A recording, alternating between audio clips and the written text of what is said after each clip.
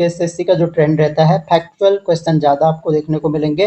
तो शुरू कर लेते हैं बिना किसी देर किए हुए। पहला क्वेश्चन आपके सामने है, व्यक्तित्व को प्रभावित करने वाले वातावरणीय तत्वों में से एक कौन है? वातावरणीय तत्व चुनना है हमने। तो यहाँ पर देखिए, तंत्रिका तंत्र, वृद्धि, आर्थिक स्थिति, सुषुम्ना। तो ये आसान सा हो गया आपके पास। आर्थिक स्थिति, जो इकोनॉमिक कंडीशन किसी व्यक्ति की है, वो वातावरणीय कारक होगा। अगला क्वेश्चन है, the varieties of temperament. Important book है वेराइटीज ऑफ टेम्परामेंट। ये बताना है कि किस लेखक की ये पुस्तक है। तो इनमें से अगर देखा जाए तो ये बुक जो है ये W.H. सेल्डन की है। आप लोग अटेम्प्ट करते हुए चलिए, काउंट करते हुए चलिए, और कॉपी पेन लेकर जरूर बैठिए। जहां पर आपको लग रहा है इंपॉर्टेंट क्वेश्चन है या आपको इसका बिल्कुल भी कुछ पता नहीं है, तो वो क्वेश्चन आप नोट डाउन करते हुए चलिए, ताकि आपको जो है वो लंबे समय तक याद रह सके। अगला प्रश्न है, मनोवैज्ञानिक दृष्टि से सबसे अधिक व्यक्ति निम्नलिखित में से किस व्यक्तित्व के प्रकार में आते हैं? अंतर्मुखी, बहिर्मुखी है, ये कॉमन होते हैं, और उभयमुखी ज्यादातर जो लोग होते हैं वो उभयमुखी व्यक्तित्व के होते हैं। अगला क्वेश्चन है, साइकी एंड कैरेक्टर। एक और बुक है psyche and character, again important है। जहां पर भी आपको बुक्स के नाम देखने को मिल रहे हैं तो आप नोट डाउन, हो सकता है कि 3-4 बुक्स को ऐसे मैच करने को भी दे दिया आपको क्वेश्चन में। तो इसके लेखक हमें बताने हैं। इसके जो लेखक हैं वो आपके ई क्रैस्मर की ये बुक है, ऑप्शन नंबर ए हो जाएगा। साइकोलॉजिकल टाइप्स, एक और बुक है साइकोलॉजिकल टाइप्स। इस पुस्तक के लेखक का नाम बताना है। अगेन मैंने कहा कि जो फैक्ट परिभाषाएं आएंगी वो आपको नोट डाउन करते हुए चलनी है। तो ऐसे ही इस बुक के जो लेखक है, ये इंपॉर्टेंट बुक है, ये सीजी युंग की बुक है। युंग की बुक का नाम है साइकोलॉजिकल टाइप्स। अगला क्वेश्चन देखते हैं, व्यक्तित्व प्रकारों में सर्वश्रेष्ठ मत निम्नलिखित में से किसका है? यानी जो व्यक्तित्व के प्रकार हमने पढ़े थे थ्योरी सेक्शन में, तो सबसे जो मान्य मत बताया गया था वो सीजी युंग का ही है, ऑप्शन नंबर डी हो जाएगा। अगला देखिए, व्यक्तित्व के प्रकार सिद्धांत के अनुसार व्यक्तित्व निम्नलिखित में से किस पर आधारित है? देखिए, जो प्रकार टाइप्स थ्योरी हमने पढ़ी है, प्रॉपर अलग से पढ़ी है, टाइप्स थ्योरी के अकॉर्डिंग हमें बताना है कि कौन सा किस पर आधारित है। तो टाइप्स कहता है कि ये व्यक्तित्व के प्रकार पर आधारित है। अगला देखिए, व्यक्तित्व का सील गुण सिद्धांत निम्नलिखित में से कौन सा दृष्टिकोण रखता है? तो मेनली कैटल की थ्योरी, सील गुण के सिद्धांत में कैटल की थ्योरी ज्यादा इंपॉर्टेंट है। तो कौन सा गुण ये रखता है, यहाँ पर हमें बताना है। देखिए, आवरण दृष्टिकोण या तात्विक दृष्टिकोण, दोनों ही दृष्टिकोण हमने पढ़े थे, तो उपरोक्त दोनों हो जाएगा। अगला प्रश्न है, व्यक्तित्व का क्षेत्र सिद्धांत निम्नलिखित में से किसने उपस्थित किया? यानी व्यक्तित्व का जो क्षेत्र सिद्धांत है वो किस मनोवैज्ञानिक ने दिया था? गथरी ने, कैटल ने, क्रैस्मर ने, या फिर कुर्ट लेविन ने? सही आंसर आपका हो जाएगा, ये कुर्ट लेविन की थ्योरी है और इम्पोर्टेंट थ्योरी है। अगला क्वेश्चन देखिए, व्यक्तित्व का कौन सा वर्गीकरण युंग से संबंधित है? तो युंग से संबंधित यहाँ पर देखिए, युंग ने 3 टाइप दिए बताए थे, अंतर्मुखी, बहिर्मुखी और उभयमुखी। तो इनमें से अंतर्मुखी जो है वो युंग से संबंधित हो गया आपका। प्रसंगात्मक बोध परीक्षण, थीमेटिक एप्रिसेप्शनल टेस्ट ये था, इसका क्या मापन करती है? ये टेस्ट भी हमने पढ़े हैं, तो कोई भी टॉपिक ऐसा नहीं है जो कवर नहीं होगा थ्योरी सेक्शन में। तो इसका आंसर आपका हो जाएगा, ये व्यक्तित्व का मापन करते हैं, व्यक्तित्व मापन की ये थ्योरीज। वैज्ञानिक, दार्शनिक, कवि और कलाकार निम्नलिखित में से किस व्यक्तित्व के प्ररूप में आते हैं? तो इनमें से कौन से व्यक्तित्व होते हैं? हमने पढ़ा था अंतर्मुखी, बहिर्मुखी में कि इस तरह के व्यक्ति जो हैं वो दार्शनिक होते हैं, कवि बन सकते हैं, या किसी और तरह के जो आपके डॉक्टर या फिर इंजीनियर बन सकते हैं। तो अलग अलग प्रकारों में हमने वो देखा था वहां पर। इस क्वेश्चन का जो सही आंसर है, अंतर्मुखी टाइप के जो व्यक्तित्व होते हैं वो वैज्ञानिक, दार्शनिक, कवि, कलाकार होते हैं। अगला देखिए, निम्नलिखित में से किसने विचार शक्ति के आधार पर व्यक्तियों का विभाजन किया? विचार शक्ति के आधार पर व्यक्तित्व का विभाजन किया था आपके थॉर्नडाइक ने, ये आपको ध्यान रखना है, इंपॉर्टेंट क्वेश्चन है। अगला देखिए, रीति रिवाज की गणना व्यक्तित्व के निम्नलिखित निर्धारकों में से किसमें होती है? देखिए, ये सारे व्यक्तित्व के निर्धारक हैं, सामाजिक, जैविक या फिर सांस्कृतिक। इनमें से किसमें जो है रीति रिवाज की गणना होगी? तो ये तो सिंपल सा हो गया, रीति रिवाज हमारे किसमें आएंगे? सामाजिक निर्धारकों में आएंगे। निम्नलिखित में से किसने व्यक्तित्व के मनोवैज्ञानिक प्रारूप माने हैं? व्यक्तित्व के मनोवैज्ञानिक प्रारूप इनमें से किस मनोवैज्ञानिक ने माने हैं? तो यहाँ पर ऑप्शन आप देख सकते हैं, और मनोवैज्ञानिक प्रारूप मानने वाले कौन थे? सीजी युंग थे। तो ये ध्यान रखना है। यौन सुलभ लक्षण, यानी जो सेक्सुअल ट्रेट है, निम्नलिखित में से किस ग्रंथि के स्राव पर निर्भर होते हैं? तो किस ग्रंथि के स्राव पर ये निर्भर होते हैं? तो ऑप्शन आप देख सकते हैं। तो ये तो सिंपल सा हो गया, जो हमारी जनन ग्लैंड्स होती हैं, जनन ग्रंथियां होती हैं, उनके स्राव पर निर्भर होता है यौन सुलभ लक्षण। अगला क्वेश्चन है, मनोवैज्ञानिक दृष्टि से सबसे अधिक व्यक्ति निम्नलिखित में से किस व्यक्तित्व के प्रकार में आते हैं? तो ये क्वेश्चन हमारा रिपीट हो गया है, हमें पता है उभयमुखी में आते हैं। तो आप लोग जैसे कि मैंने कहा ईमानदारी से काउंट करते हुए चलिए, और आज आपका ये रियल टेस्ट है 60 प्लस कितने लोग ला पाते हैं। तो अगर आप 60 प्लस हैं, ईमानदारी से खुद को इवैल्यूएट कीजिए, 60 प्लस हैं तो आपका ये टॉपिक बहुत अच्छे से तैयार हो रखा है, इतना मैं आपको कह सकता हूँ। द वेराइटीज ऑफ टेम्परामेंट नामक पुस्तक का लेखक निम्नलिखित में से कौन है? तो अभी देखिए, अभी हमने डिस्कस किया था, ये रिवीजन के लिए भी कुछ क्वेश्चन रिपीट मैंने जरूर किए हैं ताकि आपका रिवीजन हो जाए। अभी ये देखना है कि क्या आपका अभी पहली बार अगर गलत हुआ है तो दूसरी बार एक गलती को 2 बार नहीं करना है। WH सेल्डन इसके राइटर हैं। स्वभाव की विशेषताएं निम्नलिखित में से किस ग्रंथि के स्राव पर निर्भर होती है? यानी जो हमारा स्वभाव होता है, प्रत्येक व्यक्ति का अलग अलग स्वभाव होता है, तो कौन सी ग्रंथि हमारी है जिस पर हमारे स्वभाव की विशेषताएं निर्भर करती हैं? तो ऑप्शन आप देख सकते हैं, ये अधिवृक्क हो गए, गल ग्रंथि हो गए, सर्वकिंबी एक ऑप्शन दिया है, और पोष ग्रंथि दी है। तो सही आंसर जो आपका हो जाएगा वो गल ग्रंथि हो जाएगा। तो इसको हम कहते हैं, गल ग्रंथि को हम कहते हैं थायराइड ग्लैंड। ये आपकी थायराइड ग्लैंड है। तो थायराइड ग्लैंड के कारण आपका स्वभाव की विशेषताएं निर्भर करती हैं। अगला देखिए, व्यक्तित्व प्रकारों में सर्वश्रेष्ठ मत निम्नलिखित में से किसका है? तो सर्वश्रेष्ठ जो मान्य मत है वो युंग का है। अंतर्बोध परीक्षण, थीमेटिक एप्रिसिएप्शन टेस्ट, आपका TAT हम इसको शॉर्ट में बोलते हैं। हो सकता है आपको ये फुल फॉर्म भी देखने को मिल जाए। तो इसका प्रयोग किस में होता है? तो इसका प्रयोग किसके मापन में होता है एक तरह से? तो आपका जो सही आंसर हो जाएगा, ऑप्शन आप लोग देख सकते हैं। तो यहाँ पर देखिए, व्यक्तिगत मापन बोल सकते हैं या व्यक्तित्व मापन बोल सकते हैं। तो ये व्यक्तित्व मापन की विधि है। अगला क्वेश्चन है, व्यक्तित्व को प्रभावित करने वाले जैविकीय तत्व निम्न में से कौन से हैं? जैवीय तत्व बताने हैं जो व्यक्तित्व को प्रभावित करते हैं। तो यहाँ पर अगर आप देखें तो शरीर का ढांचा, जलवायु, शारीरिक मानसिक स्वास्थ्य, इनमें से जो अंतःस्रावी ग्रंथियां आपकी, वो आपके क्या है? जैवीय तत्व होंगे।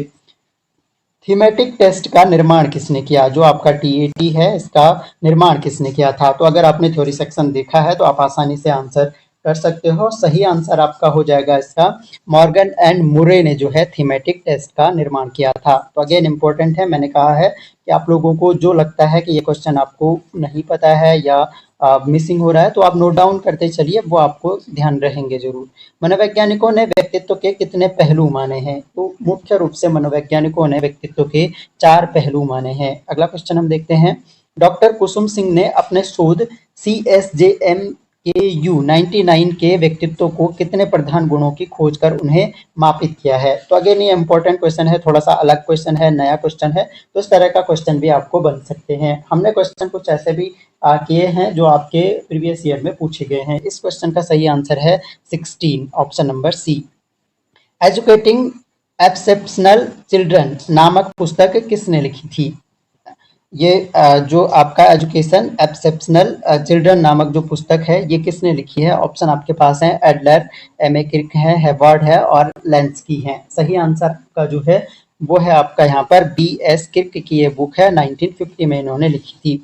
शिक्षक को कब मानसिक रूप से अस्वस्थ कहा जा सकता है? कब हम शिक्षक को मानसिक रूप से अस्वस्थ कहेंगे? अत्यधिक गुस्सा करने वाले शिक्षक को, अत्यधिक नम्र अध्यापक को, या ज्यादा पढ़ाने वाले शिक्षक को, या कम बोलने वाला शिक्षक? अब देखिए, शिक्षक का जो गुण होता है, क्या आप इस क्वेश्चन को कर पा रहे हैं? शिक्षक का जो गुण होता है, उन गुणों में देखिए बहुत अधिक बोलने वाला भी नहीं होता है, नम्र होना चाहिए अध्यापक को, ज्यादा पढ़ाने वाले, अत्यधिक गुस्सा करने वाले शिक्षक को अस्वस्थ कहा जा सकता है।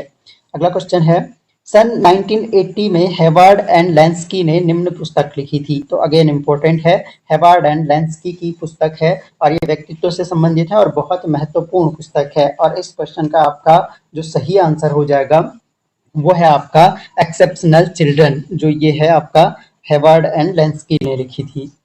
तो कंफ्यूज नहीं होना है, इससे वाली जो बुक थी वो एजुकेटिंग एक्सेप्शनल चिल्ड्रन थी, तो उसका एजुकेटिंग से स्टार्ट था, ये केवल एक्सेप्शनल चिल्ड्रन है, तो ये ध्यान रखना है।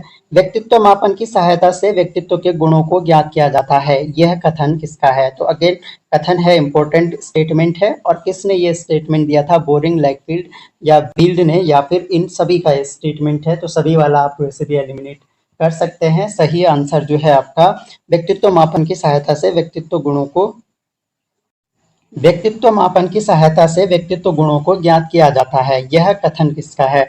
बोरिंग का है, लैंगफील्ड का है, बील्ड का है या उक्त सभी का? तो ये स्टेटमेंट जो है सभी का मानना था कि व्यक्तित्व मापन की सहायता से व्यक्तित्व के गुणों को ज्ञात किया जा सकता है। आनुवांशिकता की गणना व्यक्तित्व के निम्नलिखित निर्धारकों में से किसमें होती है? आनुवांशिकता की गणना जो है किसमें होगी आपका? जैविक में, सांस्कृतिक में, सामाजिक में? तो आनुवांशिक किसमें आ जाएगा आपका? जैविक में आ जाएगा। ऑप्शन नंबर ए हो जाएगा। निम्नलिखित में से किसने व्यक्तित्व को अंतर्मुखी और बहिर्मुखी वर्गों में बांटा? तो अंतर्मुखी, बहिर्मुखी और उभयमुखी, ये तो कार्ल जुंग का वर्गीकरण हो गया। अगला क्वेश्चन है आपके पास, अंजाबुक, बाल, बौने और मंदबुद्धि निम्नलिखित में से किस ग्रंथि की कमी पर निर्भर करते हैं? तो अगर अगेन इंपॉर्टेंट क्वेश्चन है, तो ऐसे बौने या मंदबुद्धि जिसमें आते हैं, तो कौन सी ग्लैंड है हमारी जिसकी कमी पर ये निर्भर करते हैं? तो ग्लैंड का नाम हमें बताना है। ग्लैंड का नाम आपका हो जाएगा, ये भी आपका क्या है? गल ग्रंथि है, या इसको थायराइड ग्लैंड कहते हैं, मैं पहले भी बता चुका हूँ। साइकोलॉजिकल टाइप्स नामक पुस्तक के लेखक निम्नलिखित में से कौन था? फिर से साइकोलॉजिकल टाइप्स याद कीजिए, कौन से लेखक हैं इसके? तो सही आंसर है आपका ये युंग की पुस्तक है, अभी हमने डिस्कस किया था। परिवार की गणना व्यक्तित्व के निम्नलिखित निर्धारकों में से किसमें होती है? देखिए, परिवार कौन सा निर्धारक है? सांस्कृतिक निर्धारक है, सामाजिक है या फिर जैविक है? तो परिवार क्या होता है? समाज का अभिन्न अंग होता है, सामाजिक हो जाएगा। अगला क्वेश्चन देखिए, बृहद आत्यंतिकता की स्थिति निम्नलिखित में से किस ग्रंथि के स्राव पर निर्भर करती है? बृहद आत्यंतिकता ये कौन सी ग्रंथि के स्राव पर निर्भर करेगी? तो सही आंसर आपका हो जाएगा ये पोष ग्रंथि, यानी जो पोषण से रिलेटेड ग्लैंड होगी उस पर ही निर्भर करेगी। ये क्या होता है कि शरीर जो है बहुत बृहद हो गया है, तो वो यहाँ पर पोष ग्रंथि पे निर्भर करेगा। साइकी एंड कैरेक्टर नामक पुस्तक का लेखक निम्नलिखित में से कौन सा है? फिर से याद कीजिए, और सही आंसर अभी हमने डिस्कस किया था, ये क्रेसमर की बुक है, साइकी एंड कैरेक्टर। अगला देखिए, व्यापारी, खिलाड़ी, राजनैतिक नेता, अभिनेता निम्नलिखित में से किस व्यक्तिगत प्रारूप के होते हैं? तो ये सिंपल सी बात हो गई। व्यापारी, खिलाड़ी, इसके लिए क्या चाहिए? इसके लिए बोलने चालने वाला व्यक्ति चाहिए, बहुत ज्यादा बोलने वाला, मिलनसार व्यक्ति। तो ये प्रकृति किसकी होती है? बहिर्मुखी व्यक्तित्व की होती है। अगला क्वेश्चन देखिए, संगति एवं विभेदित शैली, डिस्टिंक्ट स्टाइल में व्यवहार करने की प्रवृत्ति को क्या कहा जाता है? कंसिस्टेंट और विभेदित शैली, यानी डिस्टिंक्ट स्टाइल में जो व्यवहार करते हैं, इस प्रवृत्ति को क्या कहा जाता है? सही आंसर आपका हो जाएगा, ये क्या है? ये हमारे शील गुण होते हैं। एक तो ये कंसिस्टेंट होते हैं, यानी कंटिन्यू हम उसी व्यवहार में रहते हैं, और विभेदित डिस्टिंक्ट स्टाइल में रहते हैं, तो इस प्रवृत्ति को शील गुण कहा जाता है। अगला क्वेश्चन है, व्यक्तित्व शब्द की उत्पत्ति लैटिन भाषा के किस शब्द से हुई है? तो ये तो आसान सा हो गया, लैटिन भाषा के पर्सोना ये वर्ड था, पर्सोना, और इसका मीनिंग जो होता है वो मुखौटा होता है, ये भी आप ध्यान रखेंगे। अगला क्वेश्चन है, कुछ मनोवैज्ञानिकों के अनुसार व्यक्ति जिस रूप में व्यवहार करता है वही उसका क्या होगा? वही उसका व्यक्तित्व होता है। ऑप्शन नंबर डी हमारा सही उत्तर हो जाएगा। चलिए आगे बढ़ते हैं। अगला क्वेश्चन है हमारे पास, TAT थीमेटिक एप्रिसेप्शनल टेस्ट नामक व्यक्तित्व परीक्षण निम्नलिखित में से किसने बनाया था? TAT किसने बनाया था? क्वेश्चन है आपके पास, और सही आंसर जो है आपका वो हमारा हो गया गिलबर्ट मरे ने बनाया था। अगला क्वेश्चन है, मरे के आवश्यकता प्रतिरूप पर आधारित व्यक्तिगत वरीयता सूची, पर्सनल प्रेफरेंस शेड्यूल किसने बनाई? जो मरे के आवश्यकता नीड पैटर्न है, उस पर पर्सनल प्रेफरेंस शेड्यूल किसने बनाई थी? तो पर्सनल प्रेफरेंस शेड्यूल बनाने वाले मनोवैज्ञानिक आपके होंगे एडवर्ड्स। ऑप्शन नंबर सी हो जाएगा। अगला क्वेश्चन देखिए, निम्नांकित में से कौन सा व्यक्तित्व का निर्धारक है? कौन सा व्यक्तित्व? देखिए, सांस्कृतिक कारक भी है, कारक होगा ये, और सामाजिक कारक भी है, जैविक कारक भी है, ये सभी निर्धारक हैं। मार्गरेट लोवेनफील्ड द्वारा निर्मित परीक्षण का नाम क्या है? मार्गरेट लोवेनफील्ड द्वारा कौन सा परीक्षण बनाया गया है? वाक्य पूर्ति, शब्द से आचार्य, मोजेक परीक्षण या फिर कथानक संप्रत्यक्षण परीक्षण, इनमें से जो आपका मार्गरेट लोवेनफील्ड द्वारा बनाया गया है उस परीक्षण का नाम आपका मोजेक परीक्षण है, ये भी आपको ध्यान रखना है। किस अंतःस्रावी ग्रंथि के स्राव की अत्यधिक कमी के कारण शारीरिक विकास अपूर्ण और व्यक्ति बौना रह जाता है? देखिए कौन सी जो आपकी एंडोक्राइन ग्लैंड है जिसके अत्यधिक कमी के कारण जिसका स्राव जो है कम हो जाता है तो व्यक्ति बौना रह जाता है, तो ये आपका पिट्यूटरी ग्लैंड होगी। इसको हम मास्टर ग्लैंड भी कहते हैं। इस परीक्षण में कुछ चित्रों के माध्यम से प्रयोज्य द्वारा कहानियां लिखवाकर व्यक्तित्व का मापन किया जाता है। देखिए कौन सा परीक्षण है ये पहचानना है आपको। परीक्षण स्याही धब्बा परीक्षण है, वाक्य पूर्ति है, या मौजक परीक्षण है, या कथानक संप्रत्यक्षण परीक्षण है। सही आंसर आपका हो जाएगा ये परीक्षण है आपका वाक्य पूर्ति परीक्षण। ऑप्शन नंबर बी सही उत्तर हो जाएगा। व्यक्तित्व मापन के लिए प्रभाविता अधीनता मापनी यानी एसेंडेंस सबमिशन स्केल है ये का सर्वप्रथम किसने बनाई थी? तो ये मापनी बनाने वाले व्यक्ति थे आपके आलपोर्ट ने ये मापनी बनाई थी। ये आलपोर्ट इसका सही आंसर हो जाएगा। निम्नांकित युग्मों में से असत्य युग्म का चयन कीजिए। तो यहाँ पर एक तरफ मनोवैज्ञानिकों के नाम दिए गए हैं और उन्होंने जो परीक्षण डेवलप किए हैं वो दिए गए हैं। हमें इनमें से गलत युग्म का चयन करना है। तो यहाँ पर गलत युग्म जो है आपका लोबेनफील्ड ने चित्र नैराश्य अध्ययन या परीक्षण दिया था, ये आपका गलत मेल्ड है। आप लोबेनफील्ड का भी हमने ऊपर पढ़ा है तो लोबेनफील्ड वाला आपका गलत हो जाएगा। बाकी रोटर वाक्य पूर्ति परीक्षण से संबंधित है, मरे और मॉर्गन कथानक संप्रत्यक्षण परीक्षण, गाल्टन शब्द साहचर्य परीक्षण से संबंधित है। असत्य युग्म आपका लोबेनफील्ड वाला हो गया। अगला देखिए मिनेसोटा बहुपक्षीय व्यक्तित्व सूची। मिनेसोटा बहुपक्षीय व्यक्तित्व सूची का निर्माण सर्वप्रथम किसने किया था? सही आंसर आपका हो जाएगा देखिए गिलफोर्ड एवं जिमरमैन ने, पोर्टर एवं कैटल ने, हाथवे एवं मैकनले ने, या उपयुक्त में से कोई नहीं। ये जो मिनेसोटा बहुपक्षीय व्यक्तित्व सूची है ये डेवलप करी थी हाथवे एंड मैकिनले ने। ऑप्शन नंबर सी सही उत्तर हो जाएगा। स्टार्क आर हैथवे करके इसका नाम है, तो ये आपको ध्यान रखना है। और जेसी मैकिनले इनका नाम है, जेसी मैकिनले। तो इन्होंने डेवलप किया था आपका मिनेसोटा बहुपक्षीय व्यक्तित्व सूची। गेस्टाल्ट दृष्टिकोण से व्यक्तित्व की व्याख्या किसने की? गेस्टाल्ट दृष्टिकोण से किसने व्याख्या करी है? मुरे ने, ड्रेवर ने, स्टेगनर ने, या फिर आलपोर्ट ने? आपका सही आंसर हो जाएगा ये आलपोर्ट ने व्याख्या करी है। अगला क्वेश्चन देखिए व्यक्तित्व के अध्ययन के लिए कारक विश्लेषण विधि का प्रयोग किया। कारक विश्लेषण मतलब फैक्टर, पर्सनैलिटी फैक्टर किसने यूज किए थे? पर्सनैलिटी फैक्टर का सिद्धांत हमने पढ़ा था। 16 पर्सनैलिटी फैक्टर बताए थे किसने? कैटल ने। ऑप्शन नंबर ए हमारा सही आंसर हो जाएगा। व्यक्तित्व का सर्वाधिक मान्य वर्गीकरण किसका है? युंग का है, आलपोर्ट का है? तो ये हम कई बार रिपीट कर चुके हैं क्वेश्चन।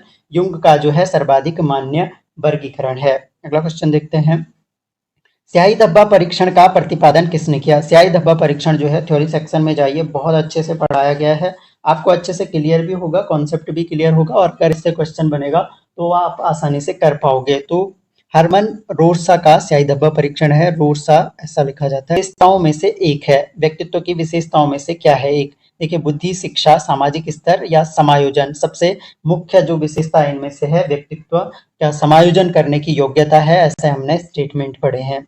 अगला क्वेश्चन है व्यक्तित्व व्यक्ति के भीतर उन मन शारीरिक तंत्रों का गत्यात्मक संगठन है जो उसके पर्यावरण के अद्वितीय सामंजस्य को निर्धारित करता है। यह परिभाषा किसने दी है? देखिए तो अगेन इंपॉर्टेंट स्टेटमेंट आपके पास आ गई है। ये स्टेटमेंट किसने दी है? ऑप्शन आप देख सकते हैं। करेक्ट आंसर जो आपका है वो आपका ये आलपोर्ट की डेफिनेशन है। ऑप्शन नंबर ए हो जाएगा। देखिए पर्सनैलिटी ए साइकोलॉजिकल इंटरप्रिटेशन, ये कृति किसकी है? ये एक इंपॉर्टेंट बुक है, किसने लिखी है ये हमें बताना है। सही आंसर आपका है ये आलपोर्ट की बुक है। Option number B. कैटल के अनुसार व्यक्तित्व के लक्षणों की संख्या, अगर पर्सनैलिटी फैक्टर पूछे कैटल के अकॉर्डिंग तो आपको आंसर करना है 16 पर्सनैलिटी फैक्टर हैं। लेकिन अगर आपको पूछे कैटल के अनुसार व्यक्तित्व के लक्षणों की कुल संख्या जो है तो कैटल ने व्यक्तित्व के लक्षणों की कुल संख्या जो है 171 बताई है। अगला क्वेश्चन देखिए शरीर रचना के आधार पर व्यक्तित्व को किसने वर्गीकृत? शरीर रचना सिद्धांत भी हमने पढ़ा था। शरीर रचना के आधार पर व्यक्तित्व का वर्गीकरण करने वाले जो मनोवैज्ञानिक हैं उनका नाम हमें बताना है। सही आंसर आपका है ये सेल्डन ने दिया था। ऑप्शन नंबर डी हो जाएगा। व्यक्तित्व को पर्यावरण के प्रति अपूर्व समायोजन का निर्धारक कहने का तात्पर्य क्या है? पर्यावरण के प्रति अपूर्व समायोजन, इसका तात्पर्य क्या है? इस कथन का तात्पर्य हमें बताना है। इस कथन का तात्पर्य आपका हो जाएगा, यानी व्यक्तित्व क्या होता है, पर्यावरण के प्रति अपूर्व समायोजन करने की योग्यता होती है और प्रत्येक व्यक्ति की वो अलग अलग होती है। चमत्कारिक, अलौकिक, ये दोनों स्टेटमेंट आप एलिमिनेट कर सकते हो, यानी अपनी अपनी अलग अलग योग्यताएं होती हैं समायोजन की, तो व्यक्तित्व अपने अपने ढंग का होता है, ये हम कह सकते हैं इस कथन के आधार पर। व्यक्तित्व को प्राय किस रूप में परिभाषित किया जाता है, यानी मनोयौनीय या जैविक, मनोशारीरिक या जैव रसायन। तो हमने किसी मनोवैज्ञानिक की स्टेटमेंट भी पढ़ी थी कि व्यक्तित्व क्या है, मनोशारीरिक योग्यताएं हैं, एक तरह से व्यक्ति की मनोशारीरिक योग्यताएं ही उसके व्यक्तित्व का निर्माण करती हैं। अगला क्वेश्चन है, व्यक्तित्व संबंधी किस उपागम में सीखने पर विशेष बल दिया गया है? कौन सा उपागम है जिसमें सीखने पर विशेष बल दिया गया है?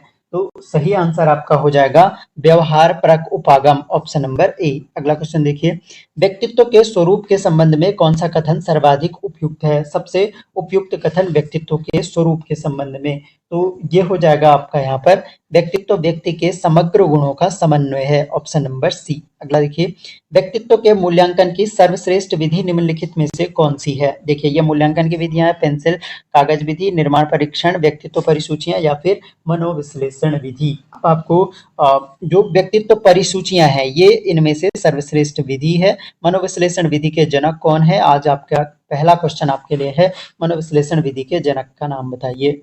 अगला क्वेश्चन है, जन सामान्य प्राय व्यक्तित्व का त्रुटिपूर्ण अर्थ किस रूप में लगाते हैं? जो जन सामान्य आम रूप से जो व्यक्तित्व के प्रति धारणा है वो क्या है कि बाह्य शारीरिक रचना और गठन के रूप में हम उसके व्यक्तित्व का निर्धारण कर लेते हैं। अगला क्वेश्चन है, यदि कोई व्यक्ति अधिकांश परिस्थितियों में संवेगात्मक अस्थिरता प्रदर्शित करता है तो मनोवैज्ञानिक रूप से उसमें संवेगात्मक अस्थिरता को क्या कहा जा सकता है? तो जो संवेगात्मक अस्थिरता उसमें है, मनोवैज्ञानिक रूप से हम उसे क्या कह सकते हैं? तो मनोवैज्ञानिक रूप से उसे उसका शील गुण कह सकते हैं। अगला क्वेश्चन है, लैटिन भाषा में पर्सोना का अर्थ ये तो मैं बता ही चुका हूं आपको।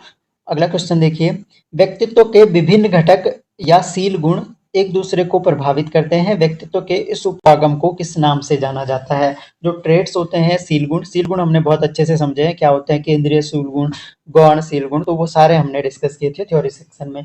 इस क्वेश्चन का जो राइट आंसर हो जाएगा वो हो जाएगा आपका, इसको गत्यात्मक उपागम कहते हैं। अगला क्वेश्चन है, व्यक्तित्व का स्याही धब्बा परीक्षण निम्नलिखित में से किसकी देन है? तो ये हरमन रोसा का हो गया, रिपीट हो गया। अगर रिपीट में भी आप गलत कर रहे हो तब मुश्किल है, तब आपने कॉन्सेप्ट को ठीक से नहीं पढ़ा है। जो विद्यार्थी व्यवहार कुशल, संकोच रहित, यथार्थवादी तथा सामाजिक क्रियाकलापों में पर्याप्त भाग लेता है, उसे युंग किस व्यक्तित्व वर्ग में, युंग के अकॉर्डिंग किस व्यक्तित्व वर्ग में हम रख सकते हैं? देखिए कैसा है, व्यवहार कुशल है, संकोच रहित है, कोई संकोच नहीं करता है, यथार्थवादी है यानी कोई मान्यताओं पे या फिर अंधविश्वासों पे चलने वाला नहीं है, सामाजिक क्रियाकलापों में पर्याप्त रूप से भाग लेता है, ऐसा व्यक्ति जो है वो इस वर्ग में आएगा। तो ऐसा व्यक्ति जो है बहिर्मुखी प्रवृत्ति का है। देखिए, फ्राइड के अनुसार बालक का माता पिता से निम्नलिखित में से क्या संबंध प्रमुख है? देखिए, फ्राइड के अनुसार बालक का माता पिता से क्या संबंध प्रमुख है? इस तरह के क्वेश्चन आपको देखने को मिलेंगे, यहाँ पर आपको ऑप्शन भी कंफ्यूज कर सकते हैं। तो फ्राइड ने कहा था तादात्म्य का संबंध है, तादात्म्य का, ठीक है। बहुत सारे लोग प्रेम आंसर कर रहे होंगे, तो प्रेम का नहीं है, तादात्म्य का संबंध है, किसमें? बालक का अपने माता पिता से। तादात्म्य का मतलब सिंपल सा कहा था फ्राइड ने कि जो लड़का होता है वो अपनी माँ से तादात्म्य स्थापित करता है और जो लड़की होती है वो अपने तादात्म्य मतलब उनके जैसा बनने का या उन के प्रति ज्यादा लगाव रखना। अगला क्वेश्चन है, व्यक्तित्व की विशेषताओं को जानने की सर्वोत्तम विधि निम्नलिखित में से क्या है? सर्वोत्तम विधि जो है व्यक्तित्व को जानने के लिए, तो यहाँ पर देख सकते हैं साक्षात्कार विधि, जीवन वृत्त, प्रश्नावली और पेंसिल पेपर। अगर इन विधियों में से सर्वश्रेष्ठ विधि आपको चुननी है तो वो हो जाएगी आपकी पेंसिल पेपर परीक्षा, ऑप्शन नंबर डी। चिड़चिड़े व्यक्ति में निम्नलिखित में से किसकी अधिकता होती है? चिड़चिड़े व्यक्ति में किसकी अधिकता होती है अगर इनके आधार पर देखा जाए, कफ की, रक्त की, पित्त की या फिर स्नायु द्रव्य की? सही आंसर हो जाएगा उसमें पित्त की अधिकता होती है। क्वेश्चन है, निम्नलिखित में से कौन सा सामाजिक कारक व्यक्ति पर सबसे अधिक प्रभाव डालता है? तो सामाजिक कारक के अजगर यानी जो प्रकार्य होता है वो ज्यादा प्रभाव डालता है। अगला देखिए, the autonomic function and personality, ये बुक है, ये किसके द्वारा लिखी गई है? Autonomic function and personality book के लेखक कौन है? तो अगेन इम्पोर्टेंट बुक है, नोट डाउन कर लीजिएगा। बुक लिखी गई है आपकी ई.जे. कैंप ने। ऑप्शन नंबर डी सही उत्तर हो जाएगा। व्यक्तित्व रोग निदान और उपचार की सर्वोत्तम विधि निम्नलिखित में से कौन सी है? तो रोग निदान और उपचार की विधि के रूप में डेवलप किया गया था मनोविश्लेषण का, और इसी पर बहुत बड़ा कॉन्सेप्ट मनोविश्लेषण करेंगे। तो पहला क्वेश्चन आज का है, बालक के विकास को सर्वाधिक प्रभावित करने वाला कारक है। तो इनमें से सबसे ज्यादा जो प्रभावित करता है वो वंशानुक्रम करता है। तो वंशानुक्रम और उसके बाद वंशानुक्रम और वातावरण का सबसे ज्यादा प्रभाव होता है बालक के विकास में। तो वंशानुक्रम और साथ में वातावरण। अगला क्वेश्चन देखते हैं, बालक के विकास की प्रक्रिया की शुरुआत कब होती है? तो शुरुआत जो है जन्म से पूर्व हो जाती है, जब गर्भावस्था से ही एक तरह से बच्चे के विकास की शुरुआत हो जाती है। अगला क्वेश्चन, मनुष्य एक सामाजिक प्राणी है। तो ये आसान सा क्वेश्चन हो गया आपका, एरिस्टोटल का स्टेटमेंट है। ऑप्शन नंबर सी सही उत्तर हो जाएगा। अगला क्वेश्चन है, बालक में अपनी माँ को पहचानने की योग्यता आती है। तो जन्म के तीसरे माह में जो है बालक अपनी माँ को पहचानने लग जाता है। अगला क्वेश्चन है, बाल्यावस्था में बालक संपर्क रखना पसंद करता है। तो संपर्क रखना जो है बालक पसंद करता है अपने समवयस्क यानी उसकी उम्र के जो साथी होते हैं उनके साथ संपर्क रखना पसंद करता है। अगला क्वेश्चन है, स्वत्वाधिकार की भावना, इंपॉर्टेंट क्वेश्चन है, स्वत्वाधिकार की भावना किस उम्र में आती है? एक तरह से सही समय कौन सा है इसका? तो सही आंसर हो जाएगा आपका 6 से 12 वर्ष की उम्र जो है, जो कि आपका बाल्यावस्था है। तो बाल्यावस्था की एक विशेषता है स्वत्वाधिकार, तो बाल्यावस्था का काल हो जाएगा।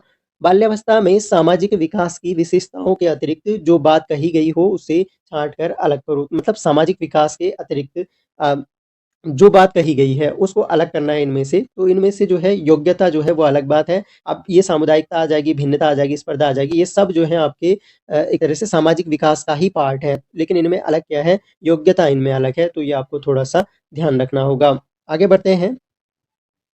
अगला क्वेश्चन देखिए, मानसिक विकास की अवस्थाओं में आती है। मानसिक विकास की अवस्थाओं में आती है। तो इनमें से जो है जो अवस्थाएँ हैं मानसिक विकास की अवस्थाओं में आती हैं। देखो, शारीरिक क्रियाओं की अवस्था, मानसिक क्रियाओं की अवस्था, सामाजिक क्रियाओं की अवस्था, ऐच्छिक क्रियाओं की अवस्था। तो जो ऐच्छिक क्रियाओं की अवस्था होती है, ऐच्छिक क्रियाओं की मानसिक विकास की अवस्थाओं में मानसिक क्रियाओं की अवस्था आएगी। ऑप्शन नंबर बी सही उत्तर हो जाएगा। मानसिक विकास के स्तर में निम्न स्तर सम्मिलित हैं। इनमें से कौन से स्तर जो है मानसिक विकास के स्तरों में सम्मिलित हैं? तो यहाँ पर देखिए, ध्यान एवं रुचि जो है ये आपके मानसिक विकास के स्तर में सम्मिलित होंगे, ध्यान एवं रुचि। अगला क्वेश्चन है, पौष्टिक भोजन थकान का प्रबल शत्रु तथा शारीरिक विकास का परम मित्र है। यह विचार किसका है? पौष्टिक भोजन जो है थकान का प्रबल शत्रु है और शारीरिक विकास का प्रबल मित्र है। यह कथन जो है ये सोरेनसन का है। ऑप्शन नंबर ए इसका सही उत्तर हो जाएगा।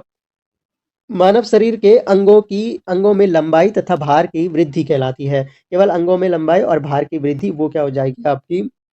एक तरह से वृद्धि हो जाएगी, अभिवृद्धि हो जाएगी। तो इसको हम कहेंगे केवल ये शारीरिक विकास के अंतर्गत आएगा। ऑप्शन नंबर डी सही उत्तर हो जाएगा। अगला क्वेश्चन देखिए, घनिष्ठ व व्यक्तिगत मित्रता उत्तर किशोरावस्था की विशेषता है। घनिष्ठ व व्यक्तिगत जो मित्रता है वो उत्तर किशोरावस्था की विशेषता है। यह किसने कहा है? तो ये जो स्टेटमेंट है ये बैलेंटाइन का कथन है। ऑप्शन नंबर सी सही उत्तर हो जाएगा।